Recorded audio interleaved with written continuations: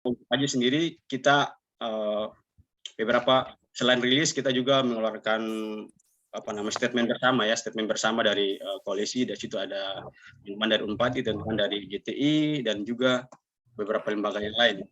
Dan sebuah proses itu kami lakukan sebagai upaya untuk menguatkan teman-teman di lintas gitu ya. Karena kita tahu teman-teman ini adalah mahasiswa, jadi selain mereka secara psikologis teman-teman pasti agak terganggu.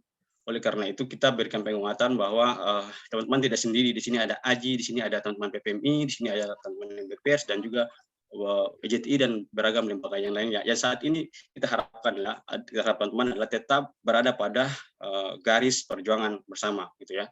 Karena teman-teman perjuangan advokasi itu perjuangan melawan kekerasan seperti ini biasanya panjang sekali ya. Dan di dalam pertengahan perjalanan, bahkan di ujung perjalanan di saat kita memenang, biasanya lawan itu menggunakan segala macam cara untuk kemudian melemahkan kita. Saya berharap teman-teman lintas tetap pada perjuangan ini, yakin sungguh kita bersama lembaga yang lainnya tetap berada di belakang teman-teman. Ya. Kalau pandangan saya terhadap represi terhadap lintas ini, sebelum represi terhadap lintas ya, lembaga pers mahasiswa di EN ini, sebelum juga ada kejadian terhadap salah satu teman kita juga yang kemudian karyanya disita, lalu si korban ini kemudian diskorsing. Memang ini alarm bagi kita bahwa demokratisasi di kampus itu, khususnya di kampus ini memang sedang mandek. Ya, ini sekali lagi saya mau bilang bahwa agak terlalu anti kritik sebenarnya untuk sebuah kampus begitu ya. Untuk sebuah kampus yang sedang menuju status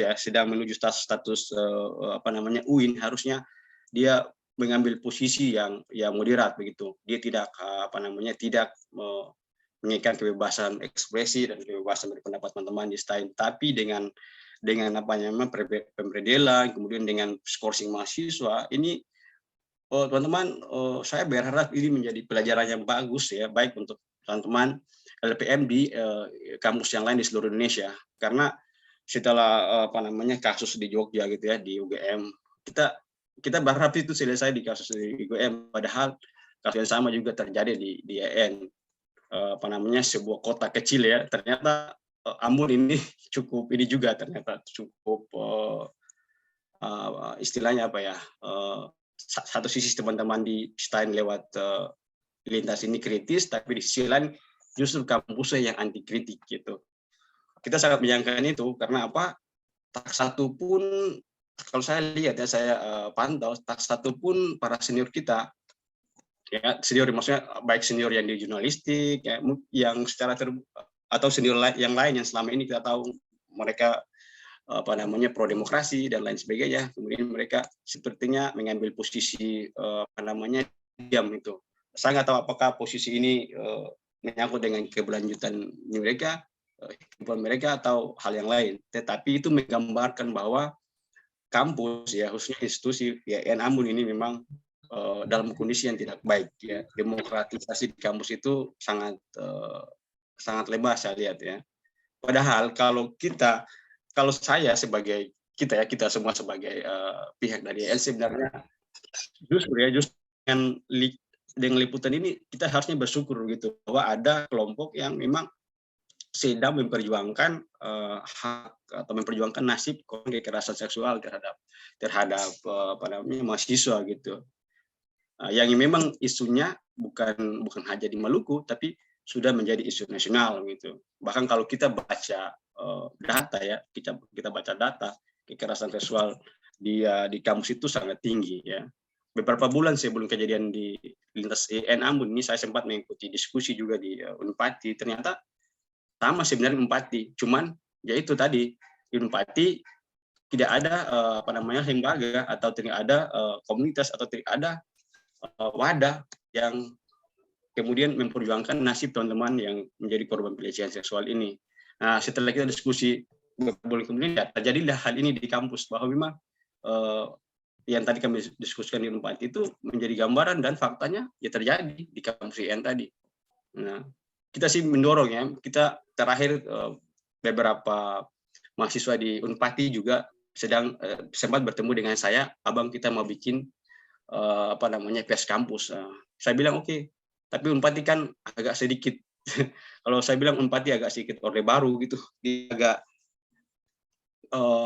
bukan anti kritik lagi, tapi dia kayak kampus Unpati sekarang sudah semacam institusi bisnis begitu, bisnis pendidikan gitu. Semuanya sudah dikontrol oleh ujung-ujungnya adalah soal duit gitu. Nah, itu mungkin Mas gambaran singkat saya dari selaku Ketua AJI. Nanti di sini ada teman kita Sekretaris AJI Kota Ambon, Rere, dan juga nanti ada Habib. Mereka bisa menambahkan apa yang saya sampaikan. Karena memang secara detail saya sampaikan bahwa saya secara detail mereka yang lebih mengetahui karena mereka sering berhubungan dengan koalisi, bahkan kemarin juga terakhir Habib teman-teman kita di AJI Ambon juga melakukan pertemuan dengan salah satu lembaga yang juga sedang mengikuti kasus ini dengan baik. Demikian dari saya, singkatnya nanti kalau ada yang mau bertanya atau ingin menyampaikan pendapat dan sebagainya, silakan. Terima kasih, Mas. Oke, terima kasih Mas Tajudin Buano dari AJI Ambon. Ya, saya sepakat juga dengan apa yang dikatakan sama Mas Tajudin tadi. Ya, seharusnya memang dengan adanya kasus yang mencuat di dalam kampus YIN itu sendiri, itu seharusnya menjadi bahan evaluasi bagi kampus untuk untuk menyediakan dan memfasilitasi ruang aman bagi para mahasiswa, staf, dan orang-orang yang berada di dalam lingkup kampus itu sendiri. Ya, kalau mengenai perkembangan juga tadi, saya tangkap juga bahwa semakin ke sini perkembangan atau update dari isu ini sudah semakin panjang karena pihak lawan juga atau pihak pelaku sudah mulai mengintimidasi para korban, dalam hal ini para kru LPM Lintas. Mungkin beberapa pendekatan untuk melemahkan korban juga sudah bisa kita lihat, mulai dari pendekatan untuk mempengaruhi keluarga dari si korban dan lain sebagainya. Ya, untuk Mas Tajudin, sebentar kita ngobrol-ngobrol bersama teman-teman peserta di sini. Untuk kali ini saya alihkan kepada Mbak Mona Irvita selaku narasumber kedua dari LBH Pers. Ya, mungkin Mbak Mona bisa memaparkan terkait gambaran mengenai kasus represi yang dialami oleh teman-teman Lintas dan juga progresnya atau progres advokasinya untuk penanganan kasus yang dialami oleh Lintas ini. Dan juga sama seperti tadi dari Mas Tajudin terkait skema advokasi dari LBH Pers itu sudah sejauh mana, Mbak? Ya, mungkin bisa dipaparkan bersama untuk teman-teman di sini, teman-teman peserta. Kepada Mbak Mona Ervita, saya persilakan, Mbak. Ya, terima kasih Noval. Selamat sore semuanya, teman-teman yang ada di seluruh Indonesia, teman-teman pers mahasiswa ya, teman-teman khususnya yang ada di Ambon. Di sini saya melihat rekan-rekan saya, ada Bang Iwan dari AJI Indonesia, teman-teman AJI Ambon, ada Mbak Dia dari KIKA, teman-teman adik-adik di LPM Lintas Ambon. Terima kasih ya teman-teman yang udah datang. Ini adalah bagian support ya dari teman-teman PPMI seluruh Indonesia untuk dukungannya advokasi terkait adanya pemberedelan LPM Lintas Ambon. Sebelum itu saya share screen terlebih dahulu ya, biar ingin menyampaikan beberapa poin-poin yang sudah saya buat ya mengenai perjalanan advokasi LPM Lintas di YIN Ambon. Seperti itu. Oke, saya lanjut ya. Nah, ini terlihat ya share screen saya. Oke, jadi sebenarnya advokasi LPM Lintas YIN Ambon ini juga adalah salah satu advokasi yang cukup penting ya di LBH Pers di Jakarta kayak gitu.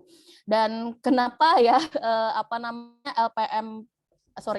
LBH Pers di Jakarta kayak gitu sangat respon sekali terhadap kasus LPM Lintas, karena LPM atau pers mahasiswa ini adalah bagian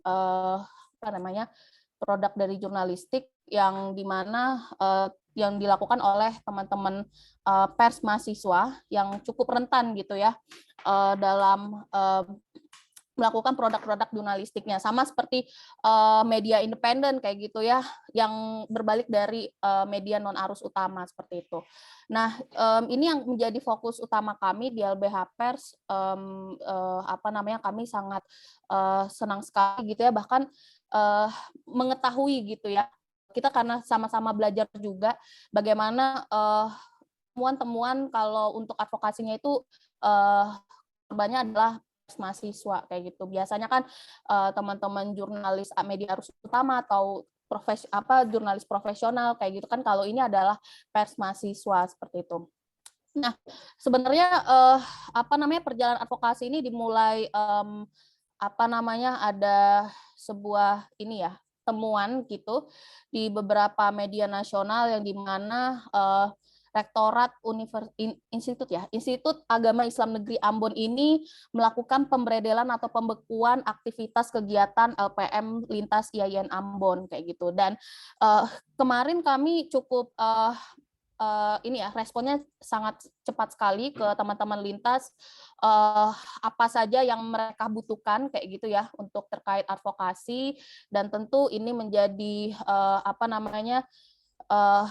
sangat penting sekali bagi kami untuk apa saja sih temuan-temuan kayak gitu kan, kenapa kasus ini kenapa LPM ini dibekukan, terus itu ini terkait konten pers apa yang diangkat oleh teman-teman. Ternyata ini adalah bahwa teman-teman LPM Lintas ini sedang melakukan kegiatan jurnalistik dalam menginvestigasi adanya temuan-temuan dugaan kekerasan seksual yang ada di IAIN Ambon.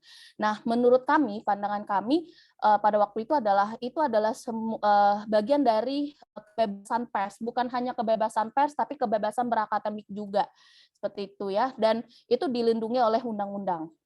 Nah, jadi dan juga sebenarnya teman-teman pengurus lintas ini adalah bagian dari whistleblower atau pengungkap kasus gitu ya, yang dimana adanya temuan dugaan kasus kekerasan seksual yang ada di kampusnya, dan mendorong rektorat untuk segera menindaklanjuti gitu ya. Ini adalah sebuah dorongan yang ditemukan oleh teman-teman pengurus LPM Lintas bahwa ini ada loh dugaan kasus kekerasan di IAIN kayak gitu, dan ini harus direspon cepat oleh oleh pihak kampus. Sebagaimana adanya kalau di Kemendikbud ada peraturan Kemendikbud terkait pencegahan dan penanganan KS. Sebenarnya bukan hanya di Kemendikbud, tapi di lingkup perguruan tinggi Islam ya, PTIK gitu ya. Itu juga ada peraturannya yang sama dengan Kemendikbud, bahkan itu lebih cepat, itu di tahun 2019.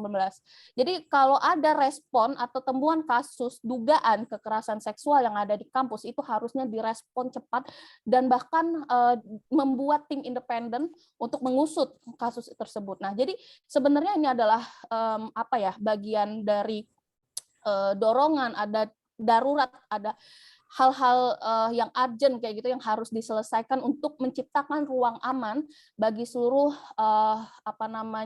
kolega-kolega di IAIN Ambon gitu. Nah, seperti itu.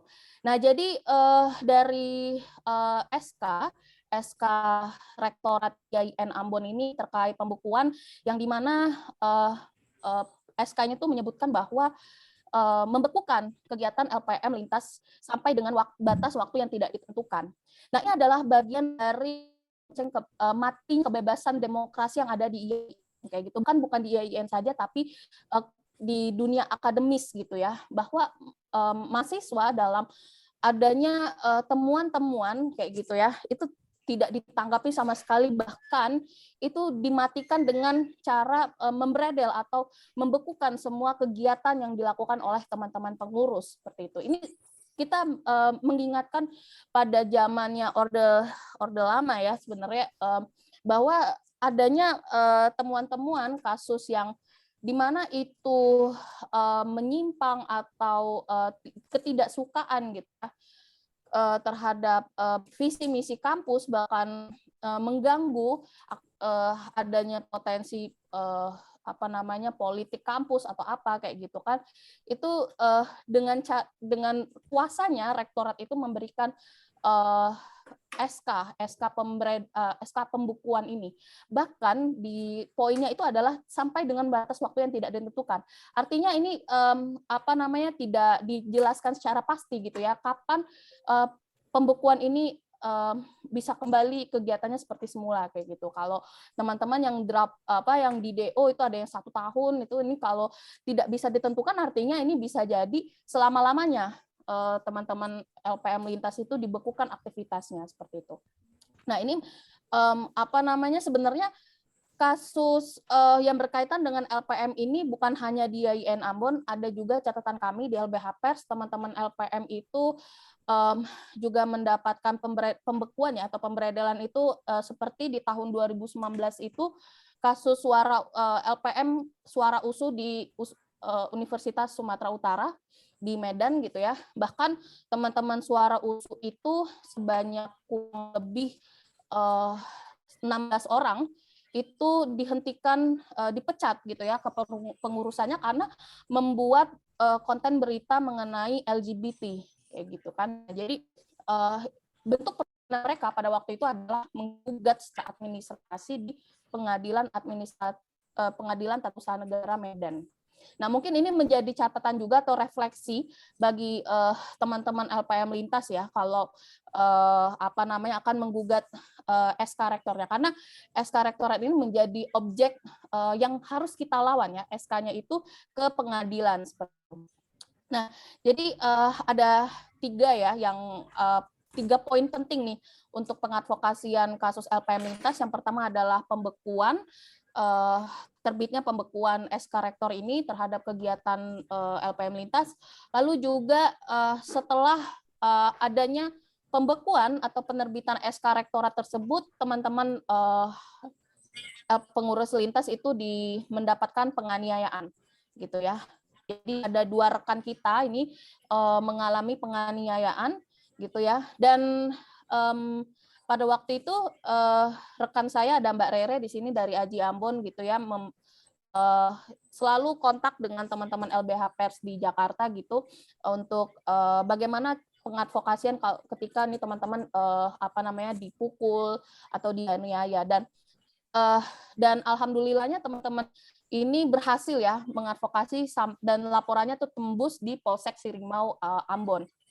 Dan alhamdulillahnya juga ya kasus ini terkait penganiayaan sudah saya tidak tahu, masih P19 ya, artinya masih dilimpahkan berkasnya tuh udah limpah di kejaksaan, namun teman-teman turut harus apa namanya teman-teman perlu diketahui juga ya bahwa kasus ini juga melibatkan sekali banyak pihak, dan kami juga di Jakarta nanti saya akan kasih tahu tantangannya mengadvokasi teman-teman LPM Lintas ini apa namanya mendapatkan tekanan dari manapun kayak gitu. Jadi seperti ada pihak eksternal yang tiba-tiba masuk gitu ya, dan apa namanya salah satu keluarga korban gitu mendapatkan ancaman intimidasi untuk mencabut laporan terkait penganiayaan ini, karena pelakunya itu berada di lingkaran orang-orang yang ada di dalam kampus ini gitu ya. Jadi kita apa namanya teman-teman lintas ini sedang menghadapi apa namanya relasi kuasa yang sangat timpang sekali kayak gitu kan, melawan rektor kayak gitu, melawan beberapa orang-orang di circle-nya rektor kayak gitu, itu sangat tidak mudah karena mereka juga mempunyai beberapa jaringan gitu ya, pejabat atau dari adat setempat seperti itu ya. Itu menjadi tantangan gitu. Apalagi pengadvokasian ini adalah jarak jauh, tapi alhamdulillah itu sangat koordinasi sangat lancar sekali kayak gitu. Walaupun jarak Ambon sama Jakarta itu sangat jauh sekali gitu ya. Nah, apa namanya? Jadi kasusnya ini sudah limpah di kejaksaan, dan mudah-mudahan ini bisa bisa tembus di pengadilan gitu ya. Karena bukan hanya berbicara mengenai hak-hak korban saja, tapi ini adalah bentuk penegak hukum itu harus pro terhadap kebebasan berekspresi atau demokrasi kayak gitu kan. Karena beberapa temuan kami di LBH Pers untuk kasus-kasus kekerasan terhadap jurnalis itu untuk lapor ke kepolisian saja itu sulit, apalagi sudah limpah di kejaksaan, bahkan sudah disidangkan di pengadilan kayak gitu. Dan itu sangat kami sangat apresiasi sekali gitu ya dengan kerja-kerja kepolisian di Polsek Sirimau untuk mengawal kasus ini sampai ke tahap kejaksaan. Artinya ini sudah mau masuk ke persidangan seperti itu. Ini juga kita melihat komitmen penegakan hukum dalam melindungi kebebasan pers di Indonesia gitu.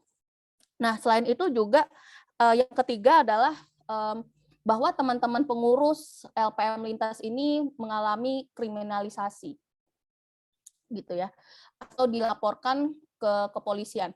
Nah, kalau dari update-nya perjalanan advokasi terkait kriminalisasinya, teman-teman ini yang awalnya itu hanya 3 orang yang dilaporkan dari 3 pengurus ini, kayak gitu ya.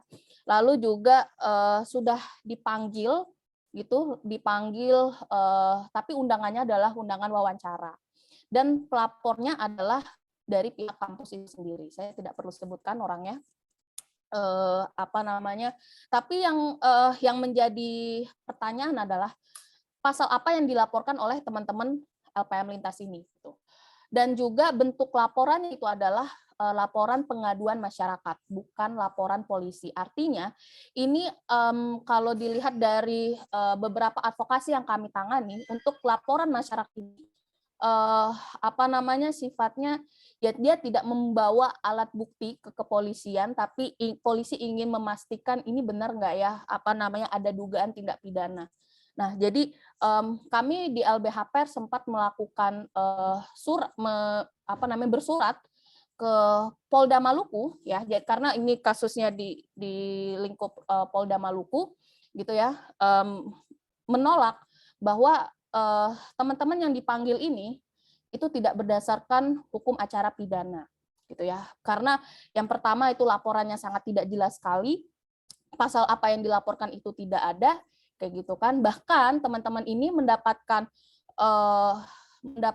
surat panggilan undangan wawancara tersebut tidak langsung didapatkan oleh teman-teman, bahkan itu tanggalnya mundur. Jadi undangan yang harusnya di tanggal 1 misalnya teman-teman itu dapat suratnya tanggal 5. Nah, jadi itu kami sempat melakukan bersurat ke Polda Maluku untuk menolak panggilan wawancara.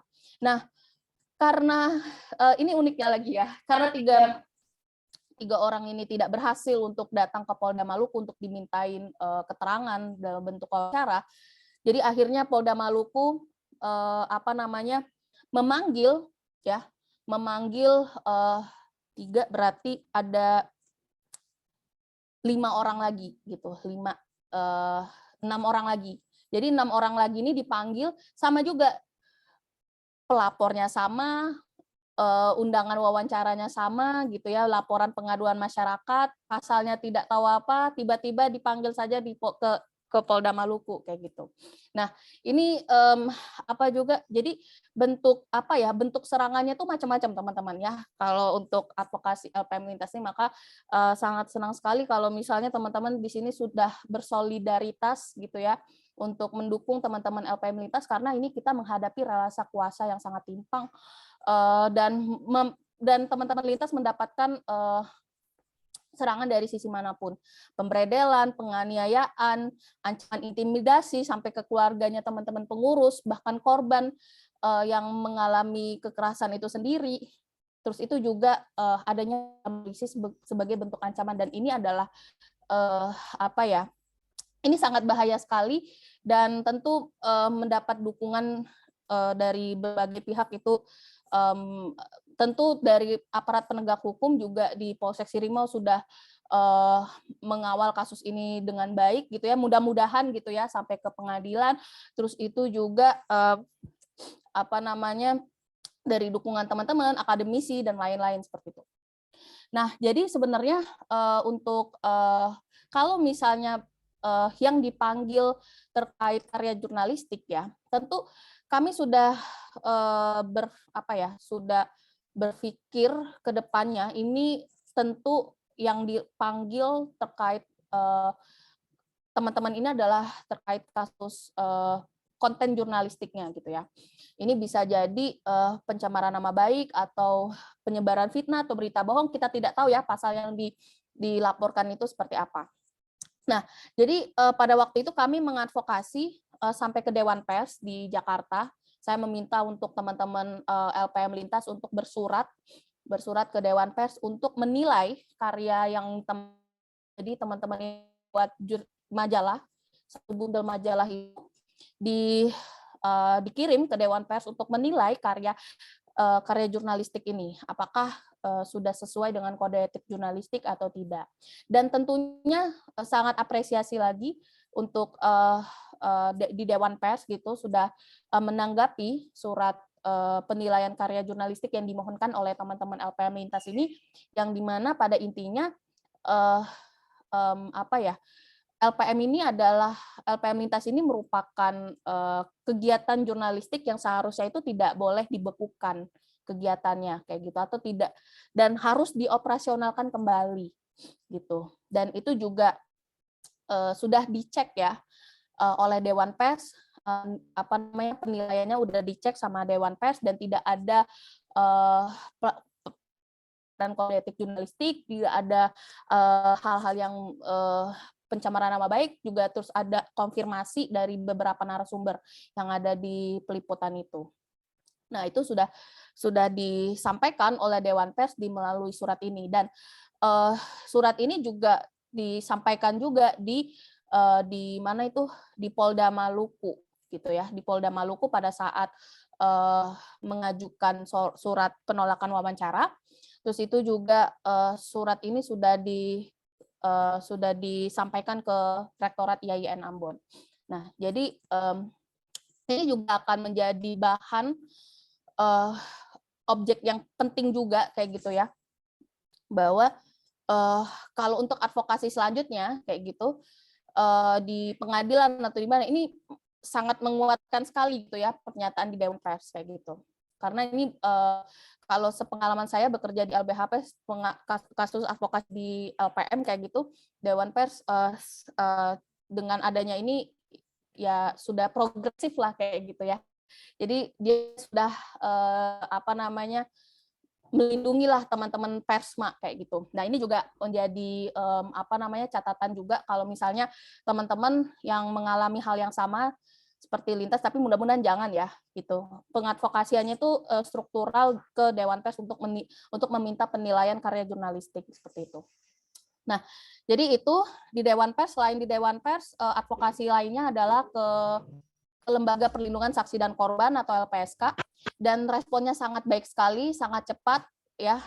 Teman-teman LPSK sudah merespon bahkan sudah mendokumentasikan ya temuan-temuan yang dialami oleh teman-teman Lintas gitu ya, dan seharusnya teman-teman ini merupakan saksi dan korban yang harusnya dilindungi kayak gitu ya. Dilindungi dalam arti tidak bisa dikriminalisasi atau dilaporkan balik, tidak bisa diintimidasi, apalagi sampai dianiaya kayak gitu kan. Jadi ini responnya sudah baik sekali. Nah, selain itu kami juga mengadvokasi ke beberapa lembaga seperti Komnas HAM, tapi ini sudah direspon sama Komnas HAM Maluku. Ini update dari Mbak Rere Aji Ambon. Juga kami sudah bersurat ke Komnas Perempuan juga, karena ini juga berkaitan dengan perlindungan ini ya, whistleblower tadi, teman-teman LPM Lintas, untuk mengungkap kasus KS di IAIN Ambon. Selain itu juga bersurat ke Dirjen Pendidikan Agama Islam Kemenak RI atau Dirjen Pendis. Namun saat ini belum ada respon sama sekali dari pihak Pendis untuk menyikapi kasus yang ada di IAIN Ambon. Saya tidak tahu apakah ini ada erat kaitannya dengan relasi kuasa antara Pendis dengan IAIN, kita tidak tahu ya, karena kita juga harus ini ya memetakan aktor-aktor siapa saja yang terlibat gitu ya, dan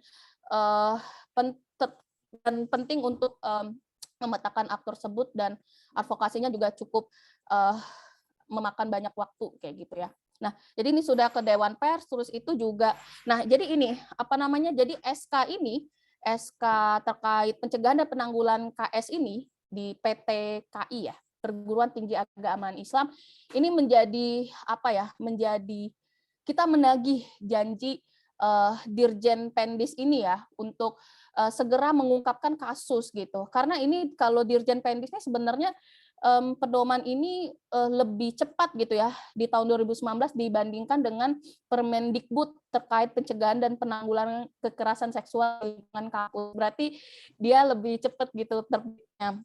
Dan ini kita harus menjaga, teman-teman harus kita dan teman-teman juga harus menagih janji kepada Dirjen Pendis ya. Bukan kita, kasus advokasi ini sebenarnya sangat struktural sekali karena bukan hanya tentang berbicara advokasi LPM lintas IAIN Ambon, tapi juga advokasi untuk memberikan ruang aman bagi korban dan kepastian gitu ya, untuk mengungkapkan kasus kekerasan seksual yang ada di IAIN Ambon. Jadi kita jangan lupakan korban gitu loh.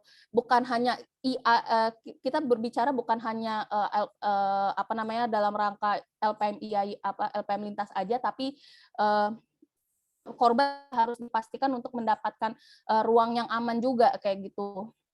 Dan tapi kami sudah bersurat intinya ke Pendis, tapi belum ada respon, baik itu respon untuk ingin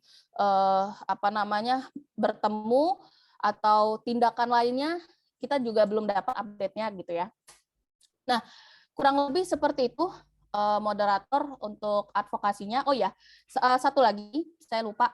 Jadi advokasi baru ini ya, maksudnya untuk penganiayaan itu sudah dalam tahap P19 bolak-balik berkas perkara kejaksaan sama penyidikan. Terus itu untuk kasus laporan balik, kami sudah bersurat untuk menolak data untuk melakukan wawancara 9 orang ini. Lalu juga advokasi ke LPSK. Terus itu juga selanjutnya adalah kita akan melawan SK Rektor ini di pengadilan, di Pengadilan Tata Usaha Negara di Ambon gitu ya. Nah, jadi karena saya belum berbicara mengenai tantangannya. Jadi tantangannya adalah kami di LBH Pers itu lokasinya di Jakarta gitu ya. Tapi juga sangat teman-teman sangat terbantukan gitu ya dengan advokasi jarak jauh ini, dan tidak lepas komunikasinya dan memantau terus apa yang terjadi gitu ya setiap harinya. Dan teman-teman di sini sudah bersurat ke rektorat. Ini adalah bagian awal untuk advokasi melawan SK rektorat ini. Jadi teman-teman ini sudah bersurat mengajukan keberatan atas SK pembekuan ini gitu ya. Karena itu kami melihat dari undang-undang PT-UN ya. Jadi salah satu syarat untuk mengajukan gugatan ke Pengadilan Tata Usaha Negara adalah mengajukan keberatan dulu ke pihak yang bersangkutan. Jadi kalau misalnya keberatan itu tidak direspon kayak gitu, tentu ini akan masuk menjadi sengketa gitu ke pengadilan. Dan untuk LBH Pers sendiri akan sistemnya adalah bus lawyer atau pendampingan jarak jauh, bukan lawyer hantu, tapi jarak jauh ya advokasinya. Kami melakukan drafting gitu ya untuk gugatannya, terus itu juga konsultasi jarak jauh juga secara teknis juga, terus itu juga kami tidak lepas dari teman-teman akademisi, ada Mbak Dia dari KIKA, Mas Herlambang dosen UGM gitu, untuk mengawal kasus ini baik itu secara litigasi maupun non litigasi. Nah, terus itu juga bergerilya ya ke teman-teman PPMI nasional, dengan salah satunya adalah melakukan diskusi terbuka seperti ini. Terima kasih. Kurang lebih seperti itu ya perjalanan advokasi LPM lintas IAIN Ambon. Tanpa dukungan teman-teman di sini kami juga sangat terbantukan gitu ya. Ini bergerilya sekali karena kita bekerjanya secara kolektif dan kita harus sama-sama untuk mengembalikan kegiatan LPM Lintas Ambon dan memenuhi hak-hak korban kekerasan seksual yang ada di IAIN Ambon. Kira-kira seperti itu yang saya dapat sampaikan. Terima kasih. Silakan saya kembalikan pada moderator. Oke, terima kasih untuk Mbak Monervita atas pemaparannya tadi. Dari pemaparan Monervita juga tadi mengingatkan saya atau juga barangkali teman-teman diskusi pada kemarin, di situ dia dari Kika juga mengangkat atau mengkaji terkait SK pembekuan yang dilayangkan oleh pihak rektorat kepada LPM Lintas. Dan memang di dalam SK itu masih banyak sekali beberapa poin yang sangat kontroversial. Nah, kemudian dari pemaparan Mbak Mona juga tadi bahwa semakin ke sini tahap-tahap advokasi tersebut para kru dari LPM Lintas banyak mengalami berbagai macam intimidasi, mulai ditekan dari pihak eksternal maupun internal dan sebagainya. Jadi mungkin kiranya selain untuk mengadvokasi dalam artian untuk mengawal kasus ini hingga tuntas, kita juga kayaknya perlu untuk melakukan tahap-tahap pendekatan secara psikologis kepada teman-teman kru LPM Lintas, karena hal ini tidak menutup kemungkinan bahwa teman-teman dari kru LPM Lintas juga merasa sangat tertekan sekali dengan adanya fenomena seperti ini ya. Oke, mungkin terima kasih untuk Mbak Monervita. Oke, Di sini siapa Noval? Aku ya. menambahkan sedikit. Halo. Silakan Mbak. Ya, oke. Tadi apa namanya ada update sedikit ya untuk advokasi perjalanan advokasi LPM Lintas ini. Saya ingin menambahkan ya bahwa berbagai macam tantangan yang kami hadapi gitu ya, seperti yang apa yang disampaikan oleh Abang siapa tadi saya lupa, Ketua Aji Ambon. Saya juga baru tahu nih Bang, maksudnya baru kenal secara virtual gitu Bang. Selama ini saya komunikasinya sama Mbak Rere gitu. Apa tantangannya gitu di yang teman-teman LPM Lintas alami gitu ya, karena tadi sudah disampaikan tidak adanya pengacara ya, lawyer yang terlibat langsung seperti itu, terus itu berbagai macam tekanan sehingga kami yang di Jakarta ini tidak bisa gitu untuk mendampingan langsung kayak gitu. Nah, beruntungnya kayak gitu karena ini kerjanya sangat kolektif kayak gitu kan. Kami berbagai cara mencari pendamping hukum yang langsung datang langsung mendampingi ya teman-teman lintas ini. Khawatirnya karena kami tidak ingin kecolongan yang pertama itu, karena yang kecolongan pertama itu salah satu pengurus itu mendapatkan intimidasi melalui lewat dari keluarganya ya gitu ya. Terus itu juga karena tidak ada pendamping hukum, jadi bingung ini teman-teman mau berhadapan itu seperti apa, bukan berhadapan sama polisi tapi dari pihak eksternal. Nah sehingga selain itu kekhawatiran kami yang kedua adalah karena ini sudah masuk ke Polda Maluku gitu ya, terkait mungkin ini adalah dugaan pencemaran nama baik atau penyebaran fitnah atau apa kayak gitu. Ini tidak ada pendamping hukum, tapi kami sudah melakukan koordinasi dengan teman lawyer yang ada di sana gitu. Ini ada teman-teman rekan-rekan dari pengacara pembela pengacara masyarakat adat atau PP-Man Ambon gitu ya. Di sini ada Mbak Marlin gitu ya. Terima kasih sekali kayak gitu karena advokasi ini kurang lebih 3 bulan gitu kita teman-teman LPM Lintas itu selalu khawatir gitu, Kak, kami tidak ada kuasa hukum di sini kayak gitu, kami hanya koordinasi sama LBH Pers saja, tapi secara secara pendampingan langsung itu tidak ada gitu. Dan kami juga beruntung sekali gitu ya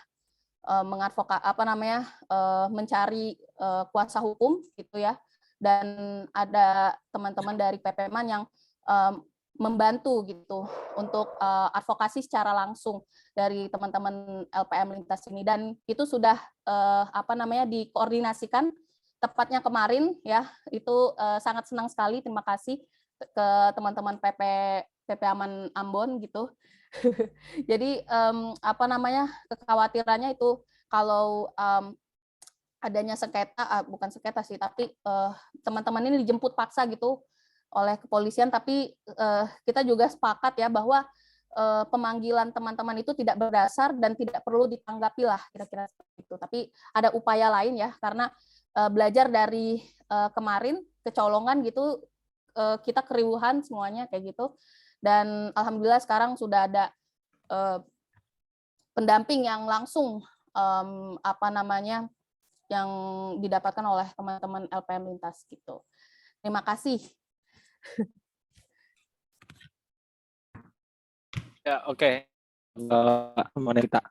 Mungkin barangkali untuk menyiasati itu di sini saya juga minta solidaritas kepada teman-teman, khususnya juga yang bergelut di pers mahasiswa. Kita sama-sama untuk bersolidaritas untuk kita di LPM Lintas, karena seperti yang saya katakan tadi bahwa secara psikologis mereka itu sangat tertekan dengan adanya kasus yang mereka alami saat ini, karena kalau kita lihat bahwa lawan yang dihadapi ini termasuk kuat juga, apalagi relasi kuasa yang mereka miliki itu cukup besar, sehingga selain untuk mendapatkan pendampingan hukum, mereka juga agaknya perlu untuk mendapatkan solidaritas dari kita semua. Ya, mungkin itu tadi pemaparan dari kedua narasumber kita. Ada tadi Mas Tajudin dan juga Mbak Mona Ervita dari MBH Pers, dan juga Mas Tajudin dari Aji Ambon. Barangkali di sini ya Mas, barangkali di sini bisa kita buka sesi pertanyaan untuk teman-teman yang mau bertanya, bisa raise hand atau menulis pertanyaannya di kolom komentar. Ya, di sini ada Mas Bayu Februardi dari LPM UMB, Umbima. Ya, Mas Bayu Februardi, kami persilakan Mas. Oke, makasih kesempatannya, ya, Kak. Assalamualaikum warahmatullahi wabarakatuh. Selamat siang, selamat sore buat semua. Ya. LPM. Selamat sore Mas. Jadi saya pengen memberikan sedikit argumen gitu untuk teman-teman yang sudah diintimidasi atau didiskriminasi oleh lembaganya atau kampusnya. Menurut saya begini Bang, atau kakak-kakak, kita selaku pemilik publik atau media yang ada di segala lini akademisi, kita memiliki hak yang dilindungi undang-undang. Jadi saran saya untuk melawan apa yang menjadi kebijakan pihak kampus yang mendiskriminasi teman-teman LPM Lintas ini, mungkin kita bisa berjuang atau barengan menulis berita terkait diskriminasi ini, lalu kita post ke media sosial seperti Twitter, kita tandai aja Kementerian Pendidikan atau Dikti gitu, biar mereka tahu bahwa kampus ini seperti ini fungsionalnya, bukan memberikan akademisi yang fix atau yang normatif kepada para mahasiswa atau para akademisi, melainkan diskriminasi. Mungkin itu saran dari saya. Terima kasih. Assalamualaikum warahmatullahi wabarakatuh. Waalaikumsalam Mas Bayu. Oke, mungkin terkait itu langkah-langkah solidaritas yang diberikan kepada teman-teman lintas itu barangkali bisa sebentar kita bahas bersama ada sesi konsolidasi yang mungkin akan dibawakan atau dipimpin oleh Mas Adil dari PPMI, Advokasi PPMI Nasional ya Mas ya. Jadi setelah diskusi ini mungkin kita bisa sama-sama tetap stay di sini untuk membahas agenda tadi. Oke ya Mas Bayu ya. Oke, kemudian di sini ada siapa? Mas Yapi. Halo Mas.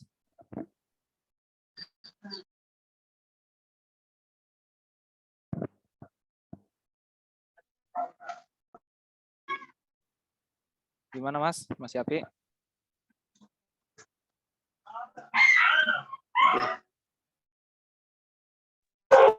Halo. Ya.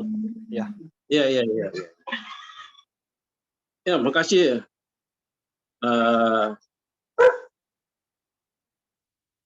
Selamat sore. Assalamualaikum warahmatullahi wabarakatuh. Salam sejahtera buat kita semua.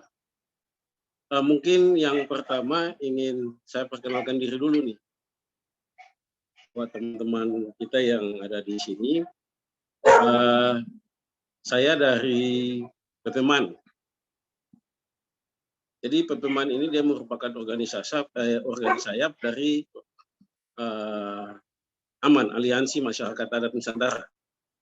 Jadi kami dari PPMAN wilayah Maluku itu kemarin sudah ada pertemuan dengan pihak lintas dan juga dari pihak Aji, dan ada juga beberapa teman yang lain terkait. Jadi kita spesifiknya itu masalah pelaporan kriminalisasi atas 9 orang ya teman-teman dari lintas. Dan sudah ada beberapa hal yang memang ini sudah kami dapat teknisnya itu sudah kami sampaikan buat teman-teman dari lintas dan juga teman-teman yang Aji. Nah, cuma mungkin secara spesifiknya, teknisnya itu tidak bisa kami sampaikan di sini. Jadi sebenarnya ada sedikit juga semacam apa ya, kekecewaan daripada kami dari pihak PPMAN terkait dengan kasus pemberdelan atau pembekuan teman-teman kami yang dilintas terkait dengan berita yang sudah diekspos ya di media cetak. Karena kami yakin bahwa sebenarnya apa yang dilakukan oleh teman-teman kami ini adalah merupakan sebuah ekspresi yang memang dia mempunyai aturan tersendiri lah. Dan juga kita harus tahu bahwa mereka ini adalah aset bank yang memang harus tetap dipelihara dan dijaga. Saya juga tidak tahu bagaimana sampai harus dari pihak rektorat itu dia melakukan pembekuan, padahal mereka sendiri adalah masuk dalam kepengurusan dalam hal ini sebagai pelindung dan penasehat. Ini yang artinya tanda tanyalah bagi kami sendiri. Padahal mereka ini kan harus diberikan apresiasi yang tinggi atas kinerja mereka untuk mengungkap berbagai kasus-kasus. Jadi bagi saya ini adalah merupakan sebuah langkah maju bagi teman-teman di lintas untuk berkembang lebih luas lagi. Jadi bukan saja mungkin di EIN, bisa saja di Unpati, di mana saja itu bisa. Itu mungkin yang pertama. Terus terkait dengan masalah beberapa kasus. Yang pertama mungkin menyangkut pembekuan, itu sudah ada di teman-teman kami yang di LBH Pers, di Pengadilan Tata Usaha Negara.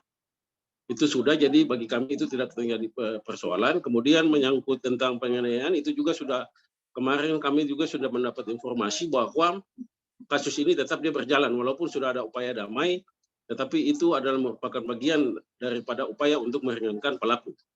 Itu tidak menjadi masalah. Kemudian masalah pelaporan, bagi kami juga itu ada kelemahan-kelemahan lah. Artinya dari sisi yuridis yang kami lihat itu ada dari pelaporan, karena bagi kami itu yang di situ bukan itu sebenarnya bukan pelaporan tapi seharusnya pengaduan, karena untuk pelaporan dan pengaduan ini kan ada sedikit perbedaan. Pelaporan oleh masyarakat siapa saja bisa melakukan pelaporan, tapi pengaduan ini oleh orang yang tertentu, artinya terkait dengan masalah delik aduan. Berarti kami di sini yakin bahwa di situ adalah mungkin masalah pencemaran. Tetapi bagi kami sendiri itu tidak menjadi persoalan, karena ada kelemahan-kelemahan di situ yang memang kami lihat. Jadi kami kemarin sudah juga membuat penguatan-penguatan buat teman-teman kami di lintas, tidak ada perlu ada kekhawatiran lah terhadap masalah-masalah pelaporan. Jadi ini adalah bentuk-bentuk kriminalisasi yang tetap kami dari pihak PPMAN akan selalu dampingi, dan kami sudah sampaikan juga kalau seumpamanya memang ada hal-hal yang terkait dengan masalah hukum, gerak kontak kami. Kemudian solusinya bagi kami yaitu bahwa harus ada tekanan seperti tadi yang sudah disampaikan oleh Pak Bayu. Ini juga harus ada berbagai kampanye sebagai bentuk protes terhadap sikap pihak rektorat IAIN. Kami yakin bahwa ini hanya merupakan egoisme otoritas dari kampus, sehingga mungkin alergi terhadap berita-berita yang terkait, apalagi ya kita tahu sendiri bahwa ya ini kan merupakan sebuah perguruan tinggi, tapi ada gambaran religius yang di situ. Dan kami yakin bahwa bukan saja di IAIN, mungkin saja di Unpad juga bisa seperti itu, di UKIM juga mungkin seperti begitu. Tapi apa ini yang perlu kita sikapi. Jadi harus ada penekanan-penekanan, baik protes, kenapa cuma hanya BBM turun, dilakukan protes, kenapa minyak goreng itu langka, diadakan protes, kenapa hal-hal ini yang dialami oleh teman mahasiswa sendiri tidak ada protes seperti begitu. Jangankan ke Dirjen Dikti, kemanapun kementerian bila perlu ke Presiden disampaikan saja, itu tidak ada jadi masalah. Karena ini ekspresi daripada ini mahasiswa ini sangat luar biasa bagi saya, karena saya sudah lihat narasi-narasi yang mereka sampaikan lewat majalah Lintas ini, dan ini merupakan hal yang luar biasa bagi seorang mahasiswa yang sudah memberikan sebuah ekspresi. Terus ada yang sangat idealismenya sangat tinggi, ada berbagai dengan kritikan. Ini yang perlu kita jaga dan kita harus lindungi, karena mereka ini adalah aset-aset bangsa. Sebagai penerus-penerus, mereka ini adalah harapan-harapan. Itu saja mungkin yang ingin kami sampaikan. Jadi yang perlu adalah penekanan-penekanan, bahkan kita melakukan kampanye-kampanye. Jangankan cuma hanya lewat media cetak, ya kan? Tapi juga berbagai media elektronik kalau bisa itu harus dilakukan. Bahkan kita membuka jaring seluas-luasnya supaya bisa dari pihak perguruan tinggi itu juga bisa tahu, dan juga mungkin di IAIN sendiri, tapi perguruan tinggi itu menjadi sebuah pembelajaran supaya jangan seenaknya saja dari pihak perguruan tinggi langsung melakukan tindakan-tindakan yang tidak kalau bagi saya ini sebenarnya tidak beretika. Mungkin itu saja. Terima kasih. Ya, oke. Terima kasih juga untuk Mas Yapi atas dukungannya kepada teman-teman Lintas atas kasus yang mereka alami, dan juga memang bahwa IAIN Ambon yang saat ini juga dalam jalan menuju status UIN seharusnya perlu untuk mengevaluasi diri lagi, bahwa dengan melakukan tindakan sewenang-wenang semacam itu menandakan bahwa hal tersebut malah akan membuat citra kampus sendiri itu semakin turun dengan adanya pemotongan atau pembatasan ruang-ruang demokrasi di dalam kampus yang ditandai dengan adanya pemberedelan dan juga pembekuan atas karya jurnalistik yang diterbitkan oleh teman-teman LPM Lintas. Ya, oke, mungkin teman-teman yang lain ada yang mau menanggapi atau mau bertanya terkait diskusi kita pada hari ini. Ya, ini di kolom komentar ada Mbak Caca dari kampus Undiksa. Oh iya, aku bacakan aja ya pertanyaannya di sini. Di situs Dewan, di situs Dewan Pers pasal 50 KUHP, wartawan dan media sebagai pelaksana Undang-Undang 40 tahun 99 tak boleh dipidana. Pasal 50 KUHP secara jelas menyatakan bahwa barang siapa melakukan perbuatan untuk melaksanakan ketentuan undang-undang tindak pidana. Nah, kan LPM itu tidak mencemarkan nama baik karena memang kenyataannya ada kasus kekerasan seksual di IAIN. Lalu kenapa diberedel? Nah, itu pertanyaannya. Kalau dilaporkan balik karena melanggar pasal 50 KUHP, apakah tidak boleh? Sekian dan terima kasih. Oh ya, siapa yang mau menjawab? Mbak Mona Ervita mungkin bisa menjawab, Pak, pertanyaan dari Mbak Caca dari Undiksa. Ya, terima kasih. Noval, ini dari Caca ya, dari kampus Undiksa ya. Oke.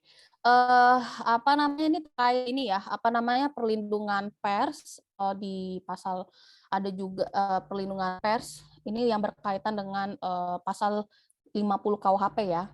Wah, ini bagus sekali pertanyaannya. Mungkin rekan Caca ini teman-teman dari Fakultas Hukum ya, bahwa wartawan dan media sebagai pelaksana Undang-Undang Pers itu tidak boleh dipidana. Sebagaimana di pasal 50 itu yang pada intinya tidak bisa dilakukan barang siapa melakukan perbuatan melaksanakan ketentuan undang-undang itu tidak dapat dipidana. Nah, jadi seperti ini, teman-teman. Ini pertanyaan bagus sekali ya. Ini yang biasanya saya sering sekali mendapatkan pertanyaan, khususnya teman-teman jurnalis itu bagaimana ya dengan kehadiran pasal 50 KUHP ini. Memang betul profesi wartawan selayaknya juga seperti profesi dokter juga ya, yang dilindungi oleh undang-undang. Kalau perlindungan wartawan itu adalah undang-undang pers, kalau dokter itu undang-undang kedokteran gitu ya, yang dimana kerja-kerjanya itu dilindungi oleh undang-undang. Nah, memang betul sekali kalau wartawan itu dalam dia bekerja membuat konten karya jurnalistik sesuai dengan undang-undang pers, maksudnya undang-undang pers itu dalam membuat berita juga harus pada tataran kode etik jurnalistik gitu ya. Kode etik jurnalistik yang sifat terus itu juga beritanya terkonfirmasi, terus itu juga beritanya tidak memprovokasi dan lain-lain. Nah, itu selama berada di jalur kode etik jurnalistik dan yang saya sebutkan tadi itu tidak bisa dipidana. Dan sebenarnya untuk kasus yang berkaitan dengan sengketa pers itu absolutnya itu kita menyatakan secara absolut bahwa sengketa pers ini tidak bisa diupayakan jangan sampai ini masuk ke sistem peradilan pidana maupun gugatan perdata gitu ya, karena sengketa pers ini harus diselesaikan di Dewan Pers. Nah, kami kemarin sempat untuk yang lintas ini ya, jadi agak tricky sekali nih teman-teman. Kalaupun misalnya ini perkaranya lanjut di kepolisian gitu ya, kami harus mengingatkan kepada kepolisian bahwa kasus sengketa pers ini gitu ya, sengketa yang berkaitan dengan adanya dugaan penyalahan kode etik jurnalistik itu harus diselesaikan di Dewan Pers gitu ya. Jadi polisi itu ada MOU dengan Dewan Pers untuk melakukan koordinasi dengan Dewan Pers terkait dengan karya konten jurnalistik. Nah, tetapi untuk LPM Lintas sendiri kayak gitu ya, karena di beberapa kasus, misalnya bukan hanya Persma, tapi media non-arus utama atau media yang belum terverifikasi di Dewan Pers atau belum terdaftar di Dewan Pers, itu rentan sekali dengan Undang-Undang ITE atau undang-undang yang dapat menjerat teman-teman wartawan, gitu ya. Nah, jadi kami meminta statement dari Dewan Pers menilai karya jurnalistik yang dilakukan oleh teman-teman lintas ini, gitu ya. Dan responnya sangat baik sekali gitu ya. Dan Dewan Pers menilai bahwa karya ini adalah karya jurnalistik. Seharusnya rektorat itu tidak boleh melakukan pembekuan atas kegiatan teman-teman lintas tuh. Nah, ini jadi jadi ini advokasinya bukan ini kami sebut juga Dewan Pers terlibat karena ini berkaitan dengan karya jurnalistik gitu ya. Jadi kami menguatkan pernyataan Dewan Pers kalau ini sudah berada di jalur kayak gitu dan tidak bisa dipidana kayak gitu.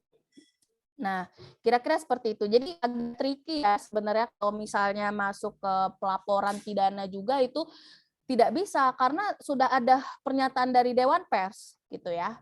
Karena ini kewenangannya itu tuh untuk sengketa pers itu bukan kepolisian yang menyelesaikan, tapi Dewan Pers aja polisi, tapi harus koordinasi gitu ya. Jangan sampai Dewan Pers dikesampingkan gitu. Terima kasih Caca, pertanyaannya sangat bagus sekali. Oke, terima kasih untuk kawan Caca dari Undiksa tadi yang katanya Mbak Mona Irvita pertanyaannya cukup bagus, dan juga terima kasih untuk Mbak Mona. Mungkin Mas Tajudin Bu Ano dari Aji Ambon mau menambahkan dari jawaban Mbak Mona. Halo Mas. Ya, terima kasih.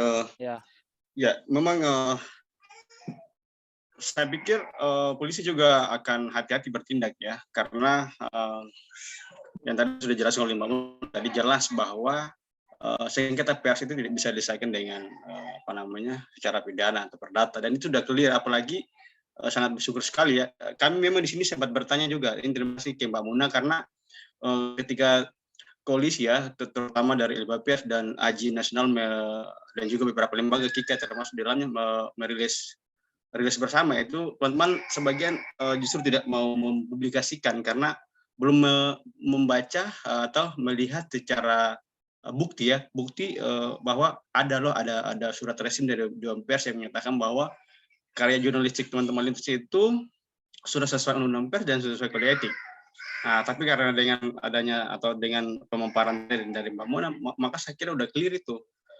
Peluang untuk laporan polisi ke Polda untuk ditanya sampai pada tahap persidangan, saya kira peluangnya agak sedikit karena sudah clear itu. Kalau polisi mudah-mudahan surat dari atau penilaian dari Dewan Pers itu juga sudah dilampirkan bersama surat dari teman-teman dari Pers. Kalau misalnya sudah dilampirkan dan kemudian tetap melakukan pemeriksaan dan sebagainya, maka saya kira polisi memang mau mencari hal atau mencari masalah baru gitu.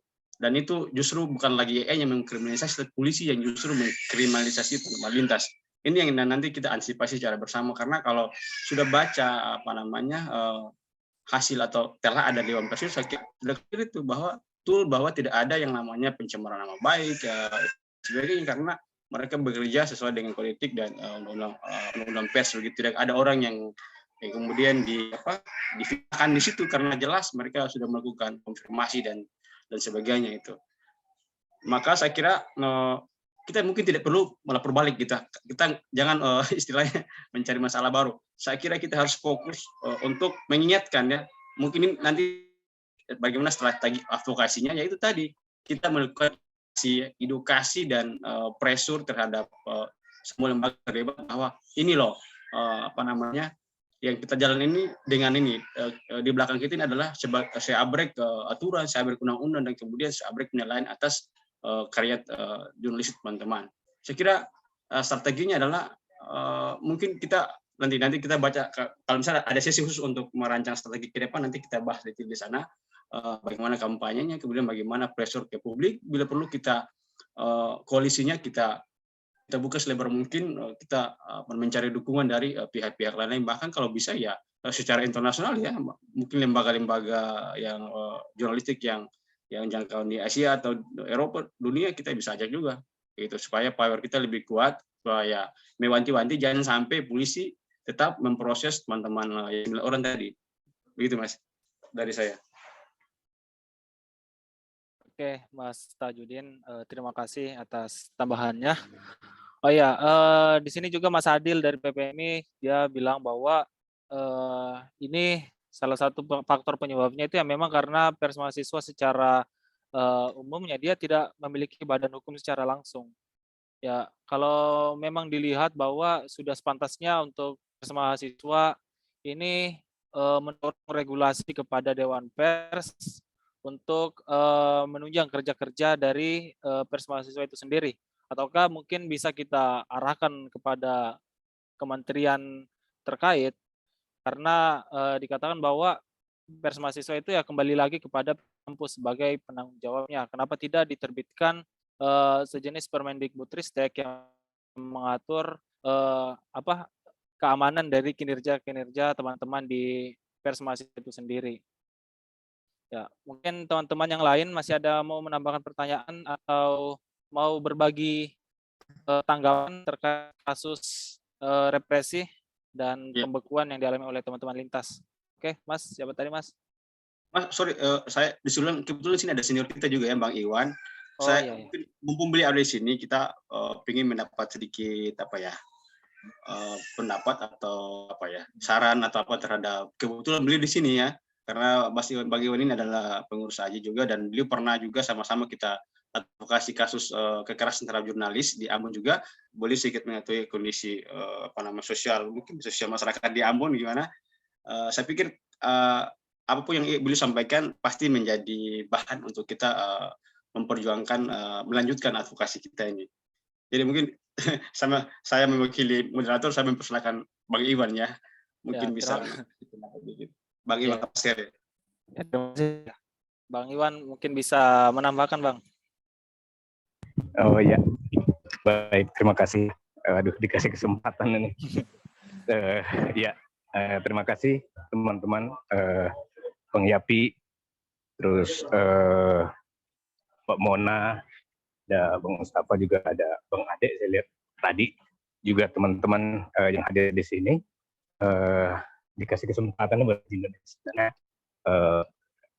saya ikut hadir juga untuk memantau lah ya, mengikuti proses yang sudah jalan. Memang dari awal kasus ini juga teman-teman itu juga sudah bersama-sama dengan Aji. Memang yang ngelit adalah teman-teman di Aji Ambon ya. Kami di Aji Indonesia ikut mendukung sebenarnya soal kasus ini. Dan kasus ini sebagaimana yang kita sudah pahami bersama, tadi sudah banyak dijelaskan juga seperti apa posisi kasusnya, dan Aji tetap pada mandat organisasinya untuk kebebasan berpendapat dan berekspresi gitu kan, sebagai salah satu tripkanji perjuangan Aji. Nah, di posisi kasus ini memang sebenarnya kita sama-sama juga menolak pembungkaman lembaga pers mahasiswa yang ada di IAIN Ambon, dan prosesnya juga sudah panjang dilakukan oleh kawan-kawan. Malah beberapa kawan-kawan yang ada di LPM Lintas itu juga sudah sempat ke Jakarta, ketemu di kantor Aji misalnya, mendiskusikan langkah-langkah advokasi. Dan kalau dilihat dari posisi kasusnya juga sebenarnya kita juga melihat ada beberapa ya yang sebenarnya juga harusnya dilakukan, misalnya oleh lembaga ilmiah seperti IAIN itu kan, ada kekerasan yang terjadi, yang disampaikan di dalam pemberitaan itu adalah fakta-fakta yang terjadi sebelumnya, tapi tidak dengan membungkam teman-teman dengan melaporkan kepada pihak kepolisian kalau teman-teman itu juga posisi dalam penerbitannya juga dilindungi oleh aturan misalnya. Nah, ini yang sebenarnya juga menjadi fokus kita, kenapa hal-hal tersebut bisa terjadi. Memang teman-teman dalam melakukan advokasi litigasinya itu dilakukan oleh LBH Pers, dan teman-teman di Aji secara organisasi misalnya juga untuk non litigasinya juga secara bersama-sama mengkampanyekan ini, melakukan upaya-upaya advokasi non litigasinya ke beberapa lembaga-lembaga, termasuk juga mengirimkan surat ataupun juga protes misalnya ke beberapa lembaga-lembaga misalnya. Nah, ini yang juga sebenarnya harus kita lakukan secara bersama. Dan bersyukur juga teman-teman PPMI secara nasional maupun di kota-kota lainnya secara bersama-sama juga ikut mendukung ini. Nah, diskusi semacam ini juga sebenarnya sangat baik dilakukan untuk membuka wacana kepada publik bahwa hal-hal seperti ini tidaklah elok untuk dilakukan oleh lembaga akademis seperti IAIN gitu. Nah, ini yang penting untuk kita cermati secara bersama. Nah, proses advokasi yang selama ini sudah dilakukan itu kita akan tetap dorong, termasuk juga misalnya yang tadi juga sedikit disentil oleh Mbak Mona, misalnya juga ada teman-teman yang mendapat intimidasi misalnya, dan secara lebih detail mungkin teman-teman yang di litigasi ya, yang tadi juga sudah menjelaskan seperti apa upaya yang dilakukan misalnya, dan mendorong proses hukumnya tetap bisa berjalan di Polsek Sirimau misalnya.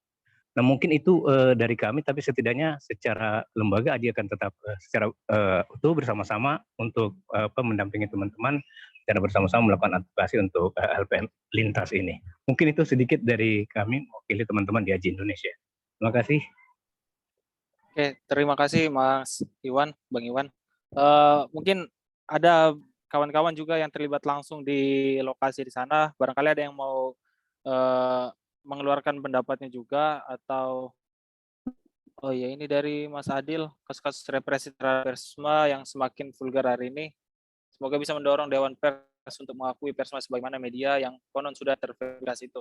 Nah, iya, seperti yang saya katakan tadi bahwa karena pers mahasiswa itu masih di bawah naungan kampus, jadi ya pers mahasiswa pada akhirnya dikembalikan kepada pihak kampus lagi, yang bertanggung jawab adalah pihak kampus itu sendiri.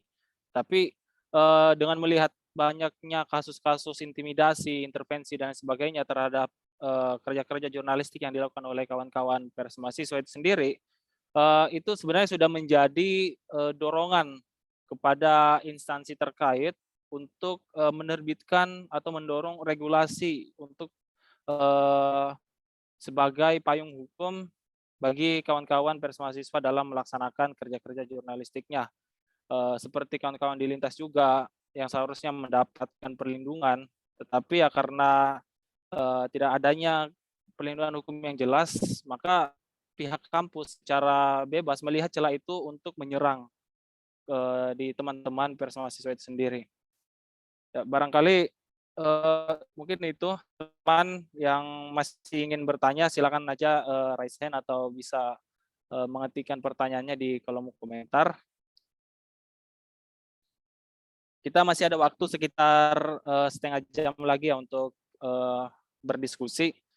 Oh ya, untuk terkait konsolidasi agar lebih objektifnya kayaknya kita perlu untuk menyusun agenda atau kita akan menjadwal ulang untuk pelaksanaan agenda konsolidasi supaya agar lebih objektif lagi. Mungkin kita bisa memanggil kawan-kawan dari LBH Pers, Aji Ambon dan lain sebagainya untuk membahas langkah-langkah apa yang perlu kita lakukan untuk solidaritas kepada kawan-kawan di LPM Lintas. Ya, teman-teman mungkin bisa resen aja kalau mau bertanya. Ya, Mas Adil. Pal, aku izin, Ya. Pal. Ya, silakan. Suaraku berisik nggak ya nih ya? Berisik sih, tapi Berisik. masih suaramu. Ya. Tapi suaramu Ya. kedengaran nggak? Ya, lanjut aja, lanjut. Oke, aku pindah bentar.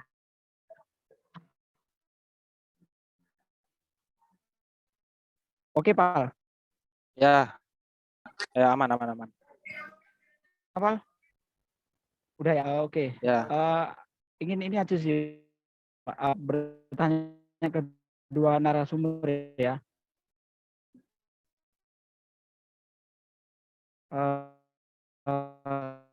Udah jelas Bang suaraku ya?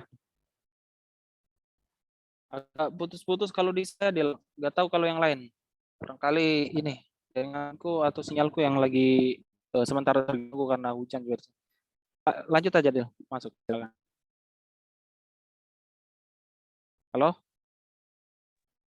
Ya, suaraku terdengar ya, Pak?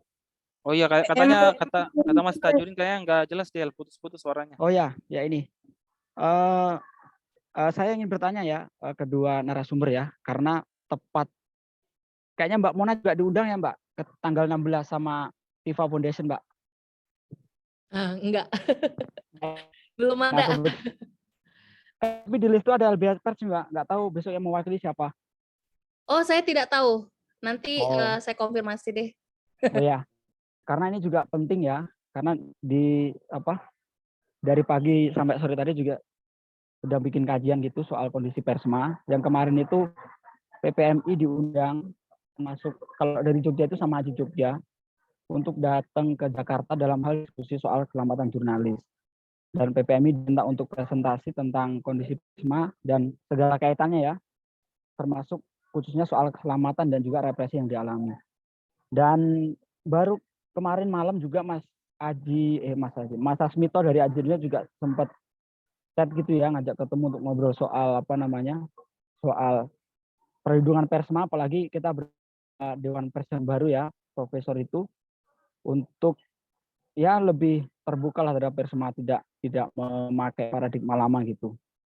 Dan konsolidasi PPMI bahkan di tingkat kota kemarin juga udah kita lakukan bersama Mas Lambang dan Aji Jogja untuk kira-kira merumuskan Persma mau kemana nih gitu. Apalagi dengan ketua baru tentunya harus Dewan Pers ketua barunya harus ada harus ada gebrakan baru. Nah, salah satu yang mau kita dorong adalah soal Dewan Pers mengakui Persma gitu ya. Karena kalau dibilang kalau untuk ke kementerian berarti kita merdekakan diri gitu ya.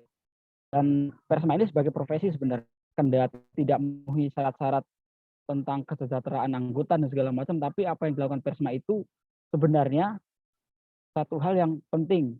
Apalagi kayaknya hanya Persma deh yang dia menjalankan kerja-kerja organisasi secara patuh terhadap undang-undang pers dan segala macam. Ya tentu kita tahu ya bagaimana media harus utama sekarang mencari klik dan sebagainya. Dan kondisi ini tidak dibaca oleh, bukan tidak dibaca tapi selalu diabaikan kayak gitu. Nah, setelah pelantikan ataupun setelah muncul Kepres kemarin ya, Prof. Azumardi Azra itu jadi Dewan Pers, saya nyaris semua mengikuti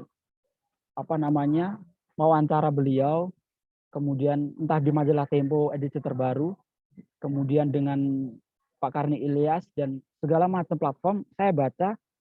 Prof. Azumardi tidak pernah menyinggung Persma gitu ya. Beliau cuma bilang bahwa dulu pernah aktif di Pers Mahasiswa tapi tidak ada agenda untuk ngobrol tentang perlindungan Persma. Cuma terakhir waktu AJI Indonesia launching tentang kesejahteraan buruh, bukan kesejahteraan buruh tapi kekerasan terhadap perempuan beberapa hari lalu, Prof. Azumardi Azra sangat terbuka terhadap saran-saran yang baik gitu ya, khususnya terhadap kesejahteraan buruh, apalagi soal ini. Cuma yang pengen saya tanyakan adalah nanti bisa Mbak Una ya sama Mas ini, apalagi sekarang ya seperti yang sebenarnya telah apa yang kemudian bisa kita dorong bareng ke Dewan Pers. Tentu soal kuadran 1, 2, 3 segala macam itu ya, tapi momentum apa? Karena sekarang kan kalau kita lihat momentumnya ada gitu ya.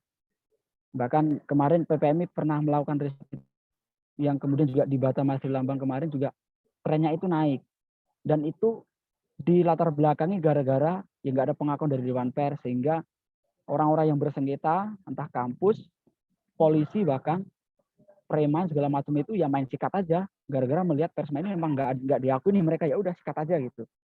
Nah itu yang akhirnya menyebabkan Persma itu rentan, terutama lintas nih yang menjadi contoh terbaru ya.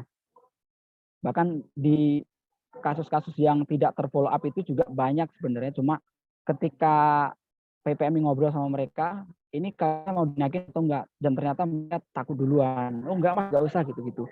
Ya karena memang minimnya pengakuan dan segala macam.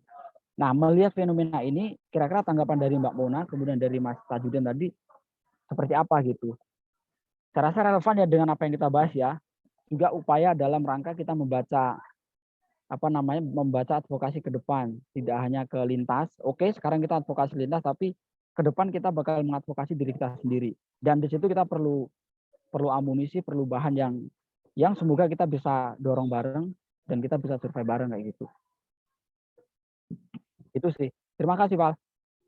Oke, terima kasih.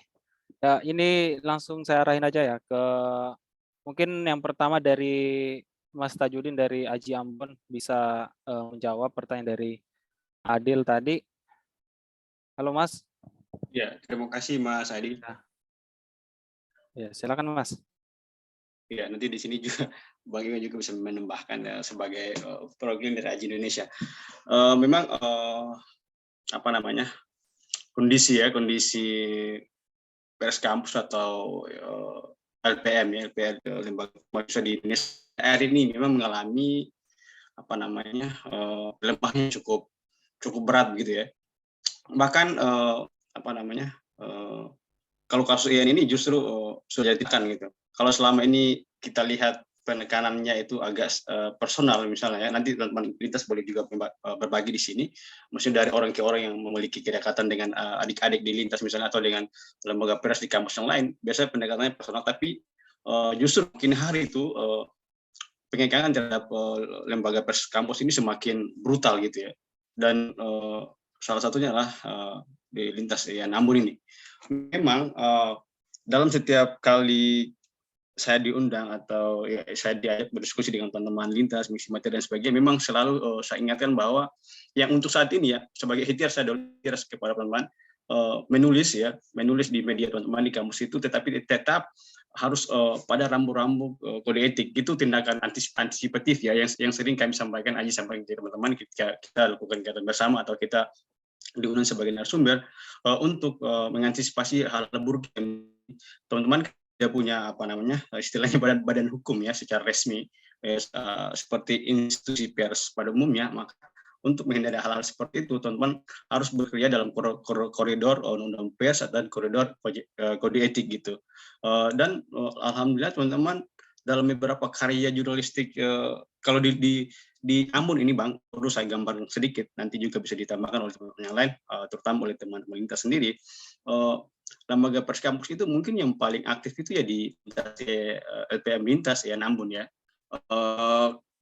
Karena mereka cukup produktif memproduksi karya, baik lewat majalah mereka maupun lewat online mereka gitu. Artinya mereka kan di bawah lembaga istilahnya UKM ya, salah satu UKM di kampus, di bawah UKM itu mereka cukup aktif begitu, dan semakin hari mereka kritis. Cuma tadi dibenturkan dengan persoalan, memang ini yang saya setuju dengan Mas Adil tadi, memang umumnya ya, pada umumnya masyarakat menilai bahwa teman-teman ini karena bukan wartawan proporsional, maka sebenar apapun, objektif apapun mereka menulis itu, ini kemudian tidak dipercaya begitu saja. Maka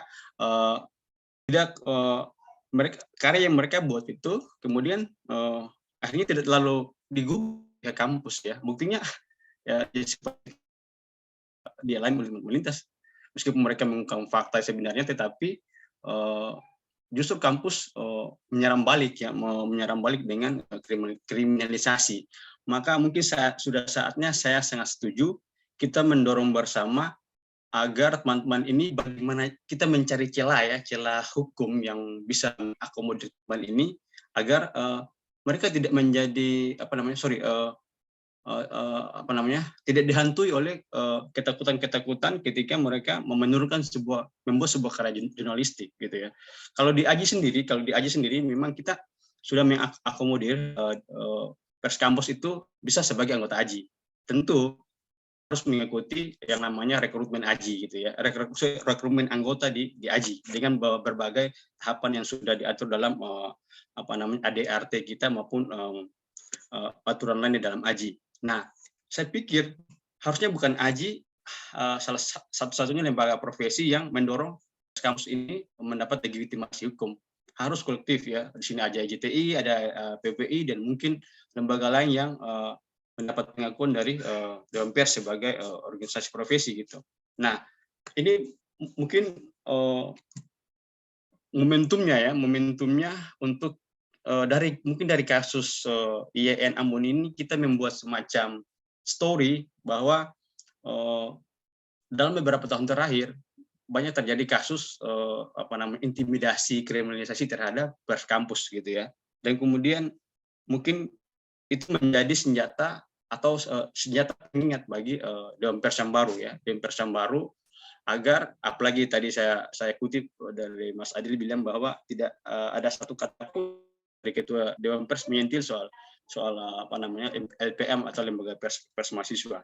Itu menandakan bahwa memang Dewan Pers saat ini kita mencurigai bahwa tidak terlalu pusing terhadap lembaga pers di kampus ya. Padahal kita tahu hal buruk di kampus itu justru ya, teman-teman kita lihat, saya juga agak setuju sedikit saja dengan yang tadi semacam kritik dari Adil bahwa sepertinya proporsional ini bisa agaknya tidak terlalu ganas gitu ya. Maka kemudian semacam kita mengharapkan kehadiran bantuan dari teman-teman lintas. Jujur saja saya mau bilang begini teman-teman, untuk kasus di lintas ini ya. Ketika kasus ini, karena saya juga di media saya sebagai redaktur ya, di media saya, tempat bekerja saya bahkan justru berkelahi dalam tanda petik dengan para pimpinan media saya di media saya, bahwa kita harus belajar dari lintas gitu ya. Kita harusnya malu dengan lintas gitu ya. Kita harus malu dengan lintas, sekumpulan 5 atau sampai 10 orang anak mahasiswa yang berani menulis kasus yang agak sensitif ya, masih sensitif bagi sebagian orang gitu. Dan yang anehnya justru pers Ars Utama tidak membantu teman-teman lintas untuk mengembangkan berita itu sebagai berita utama mereka atau menjadi isu sentral mereka. Itu yang disentil oleh Mas Adil tadi, betul memang. Maka sudah saatnya saya kira teman-teman lintas atau teman-teman pers kampus ini, kita gimana ya, nanti orang hukum yang boleh paham soal, kita cari celah hukum agar mereka ini gimana ya, bisa masuk ya, bisa berdiri minimal sejajar dengan kita ya, ini. Sehingga karena kalau menimbang peran-peran mereka, saya ambil contoh tadi kembali lintas itu cukup luar biasa. Itu kan yang ditulis lintas itu akhirnya menjadi bola panas di semua beberapa lembaga yang selama ini fokus di di kasus kekerasan terhadap perempuan dan anak, kekerasan seksual dan sebagainya. Wah, mereka kemudian kayak semacam kaget begitu, bahwa ada fakta dan data di Stein itu, di Amun itu, tapi media arus utama tidak berani mengungkapnya. Yang saya sesalkan juga selaku Aji gitu ya, yang kenapa sih karya yang cukup bagus ini kemudian tidak di blow up oleh media arus utama. Justru kita rata-rata media itu fokus kasusnya saja, tetapi untuk isunya justru kita tidak pernah mengungkit isunya, isu kekerasan seksual terhadap mahasiswa di kampus. Padahal isu ini yang kemudian menjadi embrio lahirnya karya ini yang kemudian berujung pada represi ini. Itu. Bahkan bukan hanya berita, tidak ada diskusi lanjutan atau istilahnya tidak ada diskusi di ruang kopi atau terutama oleh lembaga-lembaga yang fokus ini terjadi di Namun padahal tadi kita mencurigai bahwa bukan hanya di Stein atau di Namun tapi juga kampus lain di Maluku sini.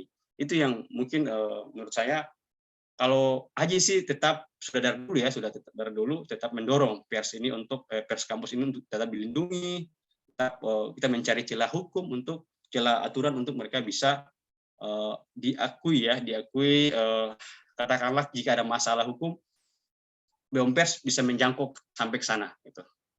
Mendapat perlindungan dari Dewan Pers atau dari lembaga yang lain gitu.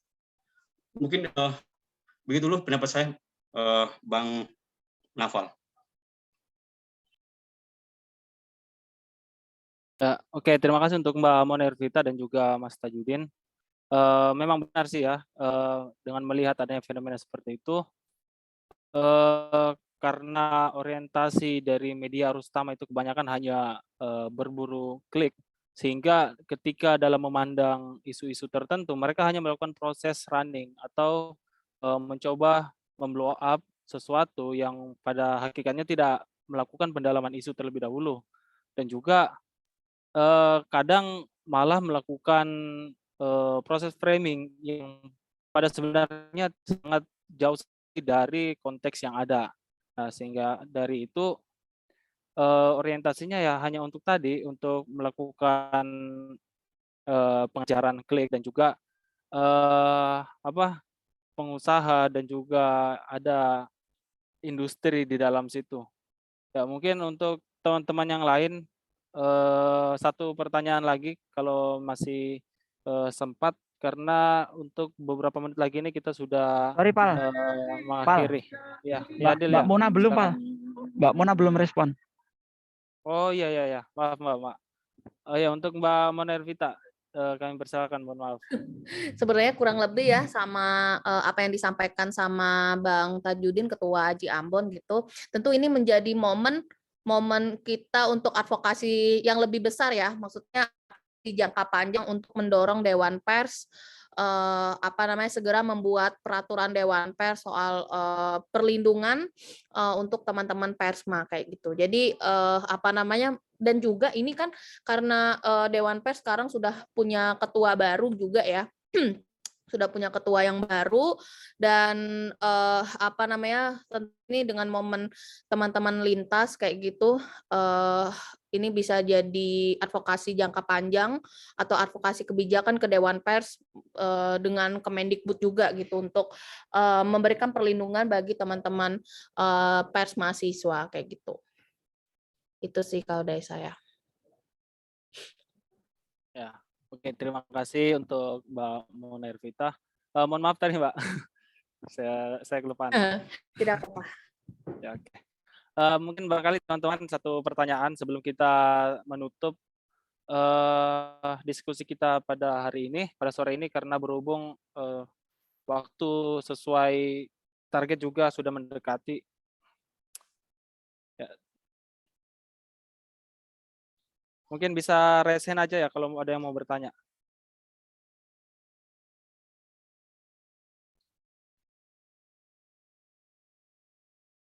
Oh ya, kalau misal udah nggak ada pertanyaan lagi, oh ya, untuk Mbak siapa nih?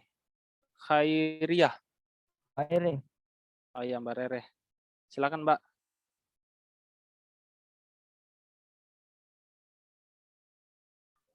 Oke, selamat sore teman-teman.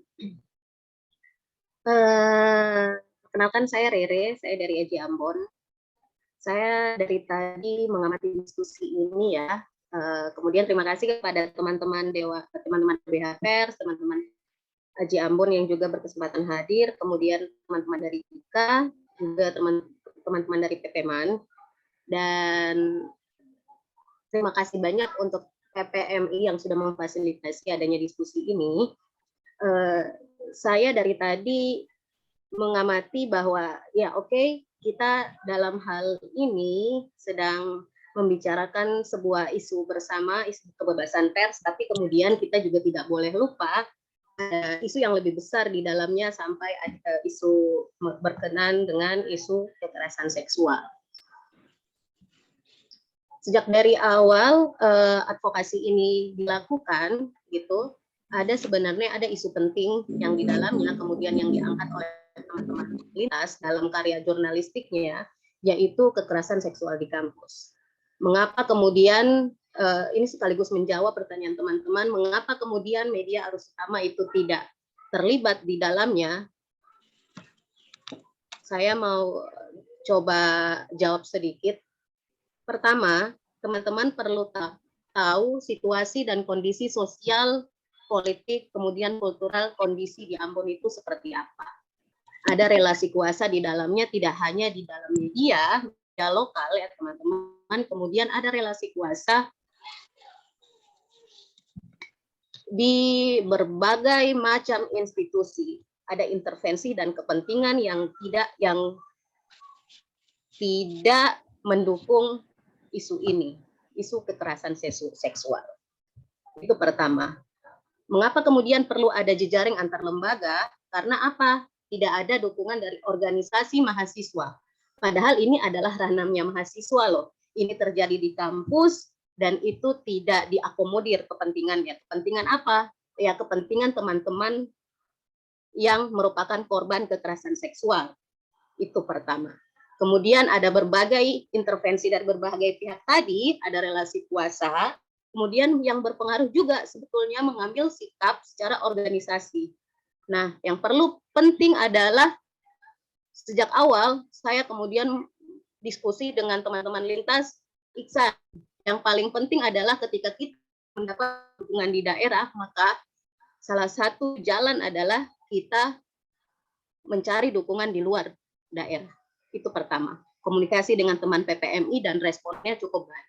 PPMI, kemudian teman-teman LPM di daerah, mereka publish lagi salah satu berita, salah satu isu yang diangkat oleh teman-teman lintas ini. Kenapa? Karena isu kekerasan seksual adalah bukan isu lokal yang perlu dikawal, tapi ini merupakan isu global, isu nasional maupun isu global. Dalam prosesnya ada berbagai macam dinamika, misalnya pada saat yang sama ada kasus-kasus serupa di universitas-universitas lain di Indonesia, kemudian ini perlu kita sikapi bersama.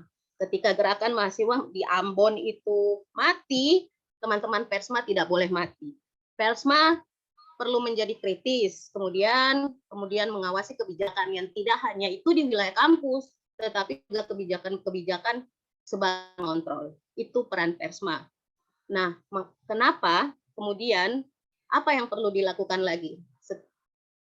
Setelah membaca situasi tadi ya, kultural, sosial, politik, dan berbagai kepentingan di dalamnya, kami dan memutuskan untuk membuat koalisi ini yang tadi saya sempat mengamati, ini yang tidak disebutkan, ada banyak sebetulnya koalisi yang kami jaring. Pertama ada KIKA, kemudian ada Aji Indonesia, perpanjangan tangan dari Aji Ambon sebetulnya, tapi mereka juga responnya baik sekali. Kemudian ada LBH Pers. LBH Pers menjalankan tugasnya sebagai advokasi litigasi. Kami Aji Ambon, IJTI, Pemda Maluku membagi tugas peran kami, yaitu kami non litigasi, LBH Pers menjalankan advokasi litigasi, itu perannya. Kemudian bagaimana memetakan media, kami juga berusaha. Saya komunikasi dengan LPM Lintas setiap harinya bagaimana memetakan media di daerah dan teman-teman yang kritis dan melihat masalah ini dengan netral, dengan sudut pandang yang lebih terbuka. Ketika teman-teman di daerah tidak mampu menuangkan itu dalam karya jurnalistiknya, maka peran teman-teman pers malah kemudian yang membantu itu. Untungnya teman-teman kami didukung beberapa media sebetulnya arus utama seperti Tempo, Kompas, Tirto.id. Saya pikir media arus utama ini punya peran penting dan punya basis ideologis pembacanya yang lebih besar. Itu yang pertama, itu yang perlu saya. Kalau tadi menjawab apa sih sebetulnya kampanye yang sudah lakukan, berbagai macam kampanye kami sudah termasuk rilis media, kemudian kampanye-kampanye di sosial media, bahkan kerjasama kami lintas organisasi ada dari setiap kampanye kami kemudian bikin tagar kami bersama lintas atau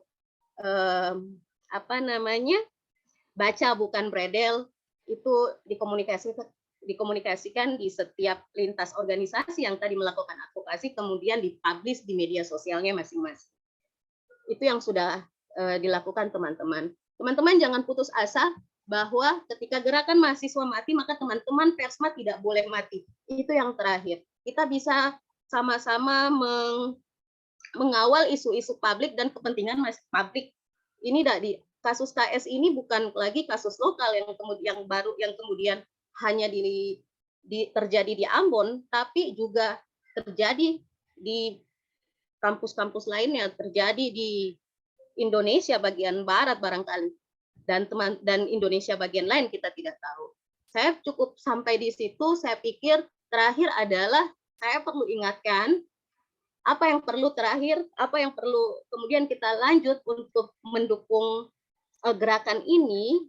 Terakhir teman-teman lintas kita berupaya untuk crowdfunding. Teman-teman sedang mandiri, berdikari untuk melakukan karena prosesnya panjang. Silakan juga teman-teman dari lintas, apa sih yang perlu disampaikan di sini sebelum menutup? Kita dari tadi ngomong lewat perspektif kita, tapi kita coba ajak apa sebetulnya yang dibutuhkan teman-teman lintas juga gitu. Oke, terima kasih.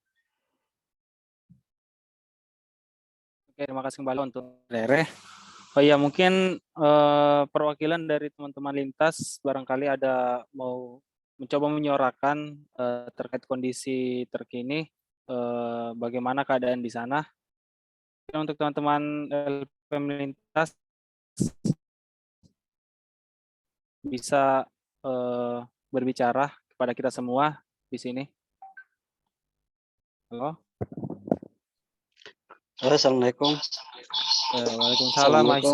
Ya, waalaikumsalam, Mas. Adil.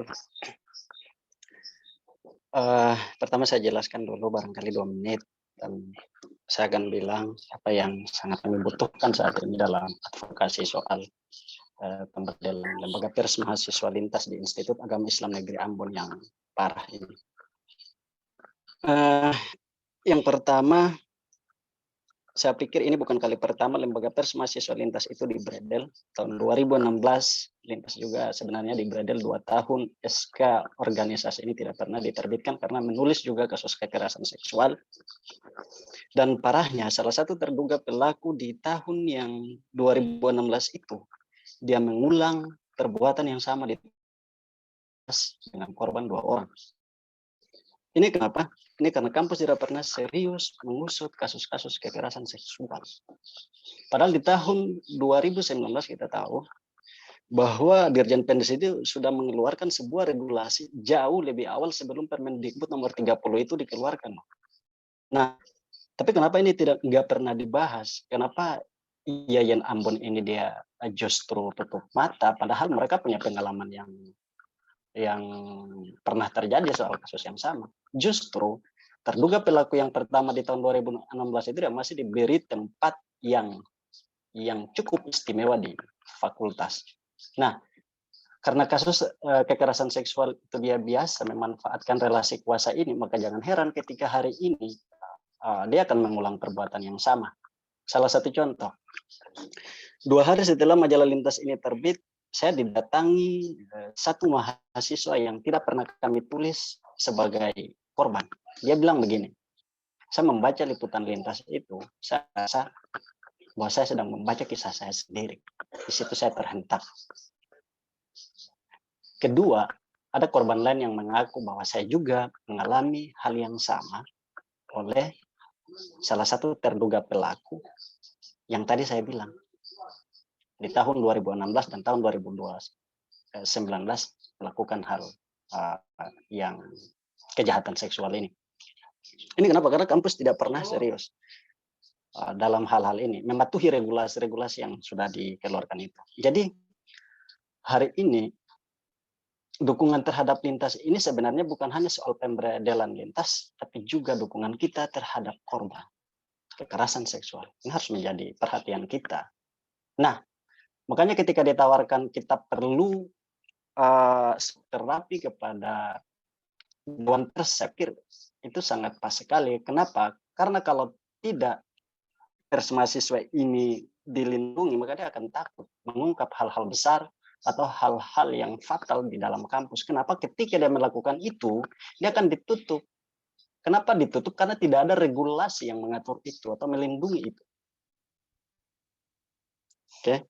Nah, saya mau masuk ke sini. Bahwa tekanan-tekanan terhadap 9 orang ini, saya pikir harus jadi perhatian kita semua. Kenapa? Karena kebanyakan dari mereka sudah ada di tahap akhir studi. Dan salah satu hal yang paling buruk di Ambon adalah ketika kau tidak bisa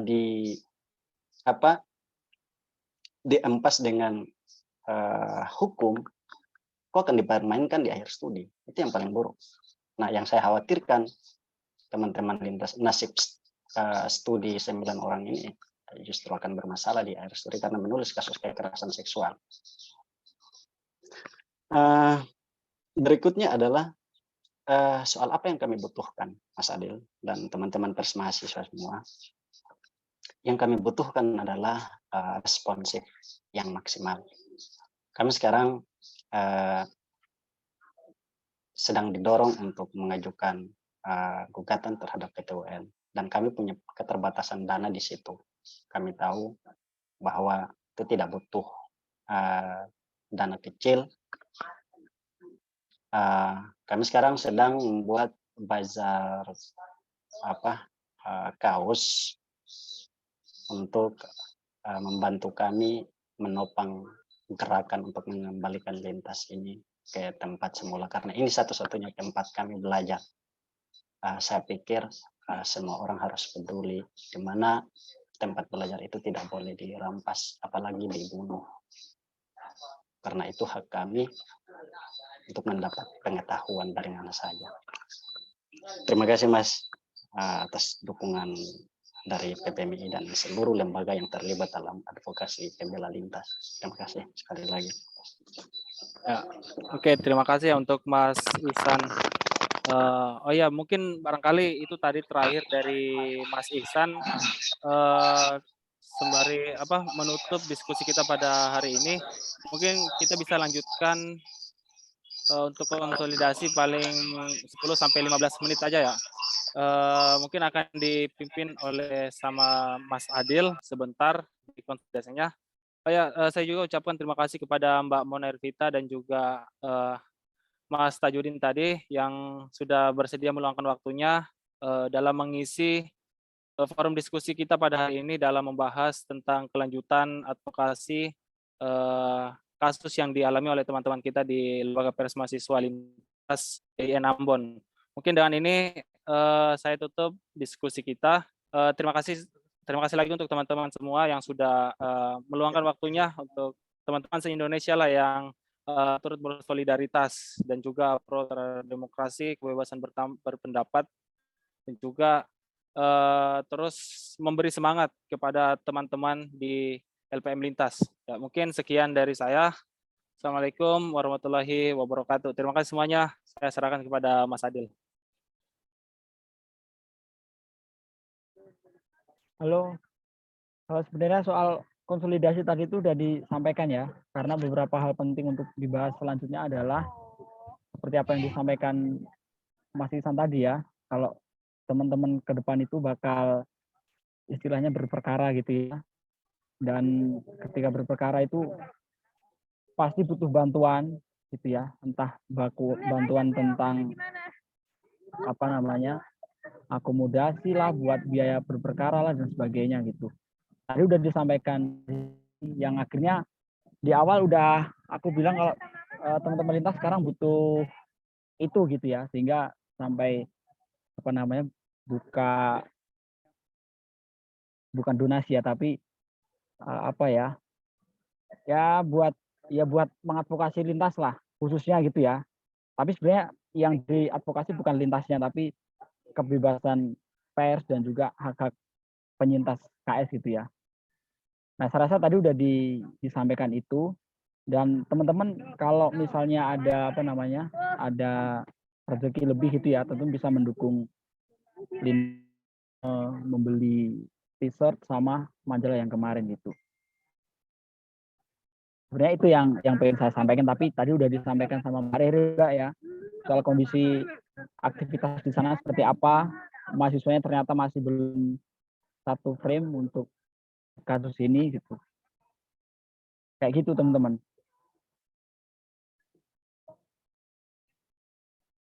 Atau ada yang mau masuk nih? Tapi poin pentingnya udah disampaikan Ihsan tadi. Atau ada yang mau masuk?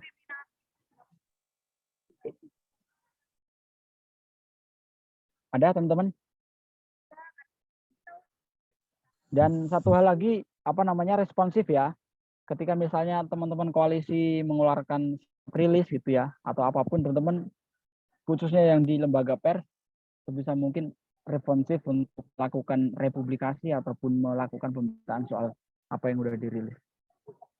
Kayak gitu. Sebenarnya itu poin-poin penting yang apa namanya pengen dibahas tadi. Gitu teman-teman. Ada lagi? Soal RTL itu nanti biar di internal teman-teman koalisi yang akan apa namanya yang akan membahas ya. Teman-teman yang di luar kota ya responsif itu turut mendukung. Gimana teman-teman? Oke? Atau ada yang mau masuk? Gimana Ya. Bang? Bang Adi, selamat malam. Oh, di sini masih sore Bang. Oh iya, Ambon malam. Jadi. Oh ya. Ya siap. Gimana? Iya, kami kan dari BPMAN kan dimintakan untuk melakukan pendampingan terkait dengan persoalan pelaporan kriminalisasi dari teman lintas yang ada 9 orang itu. Cuma untuk masalah untuk kasus PT-UN-nya, mungkin ya kami cuma hanya sekedar ingin tahu saja itu sudah sampai di mana Bang? Apakah memang mungkin ada kesulitan atau apa? Mbak Mona gimana Mbak Mona?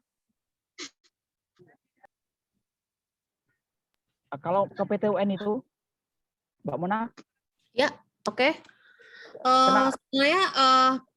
Sebenarnya ini sekarang lagi proses ke PT UN karena untuk salah satu mengajukan banding administratif itu harus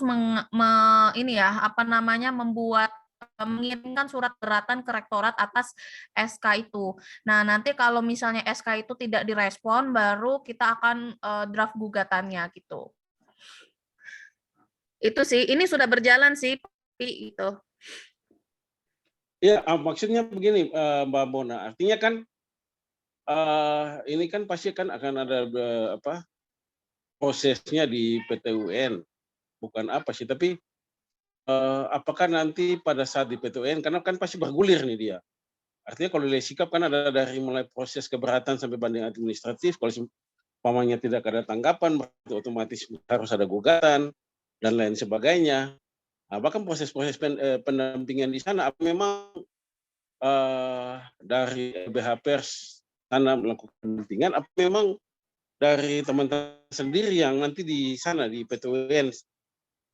Ya, oke.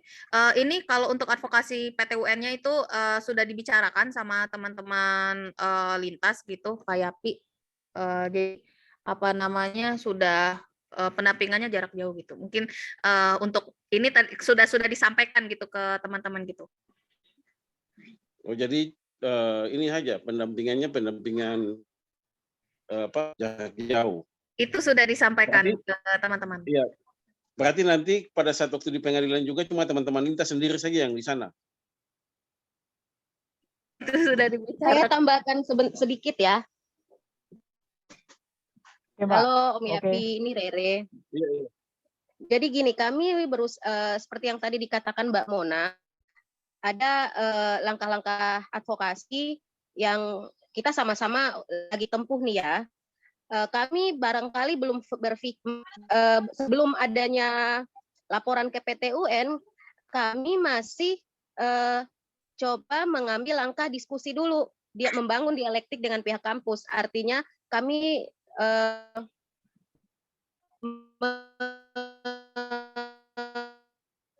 mengkritisi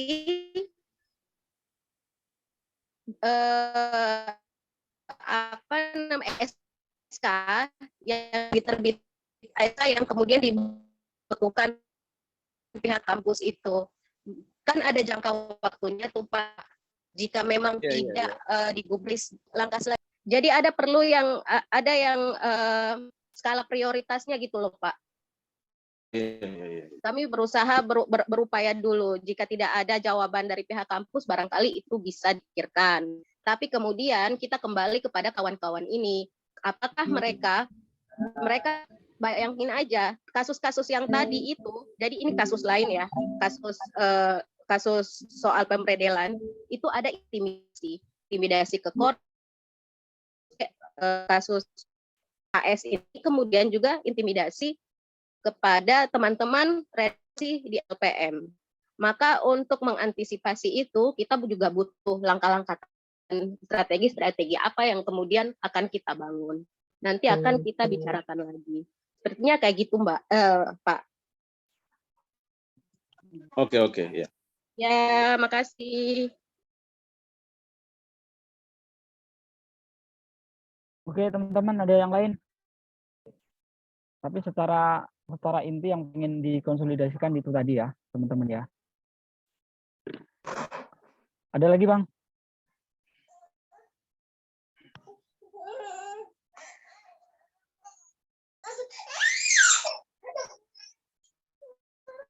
Berarti cukup ya, teman-teman ya.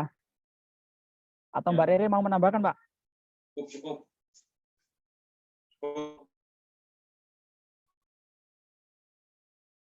Cukup ya. Saya pikir sudah. Sudah ya, oke.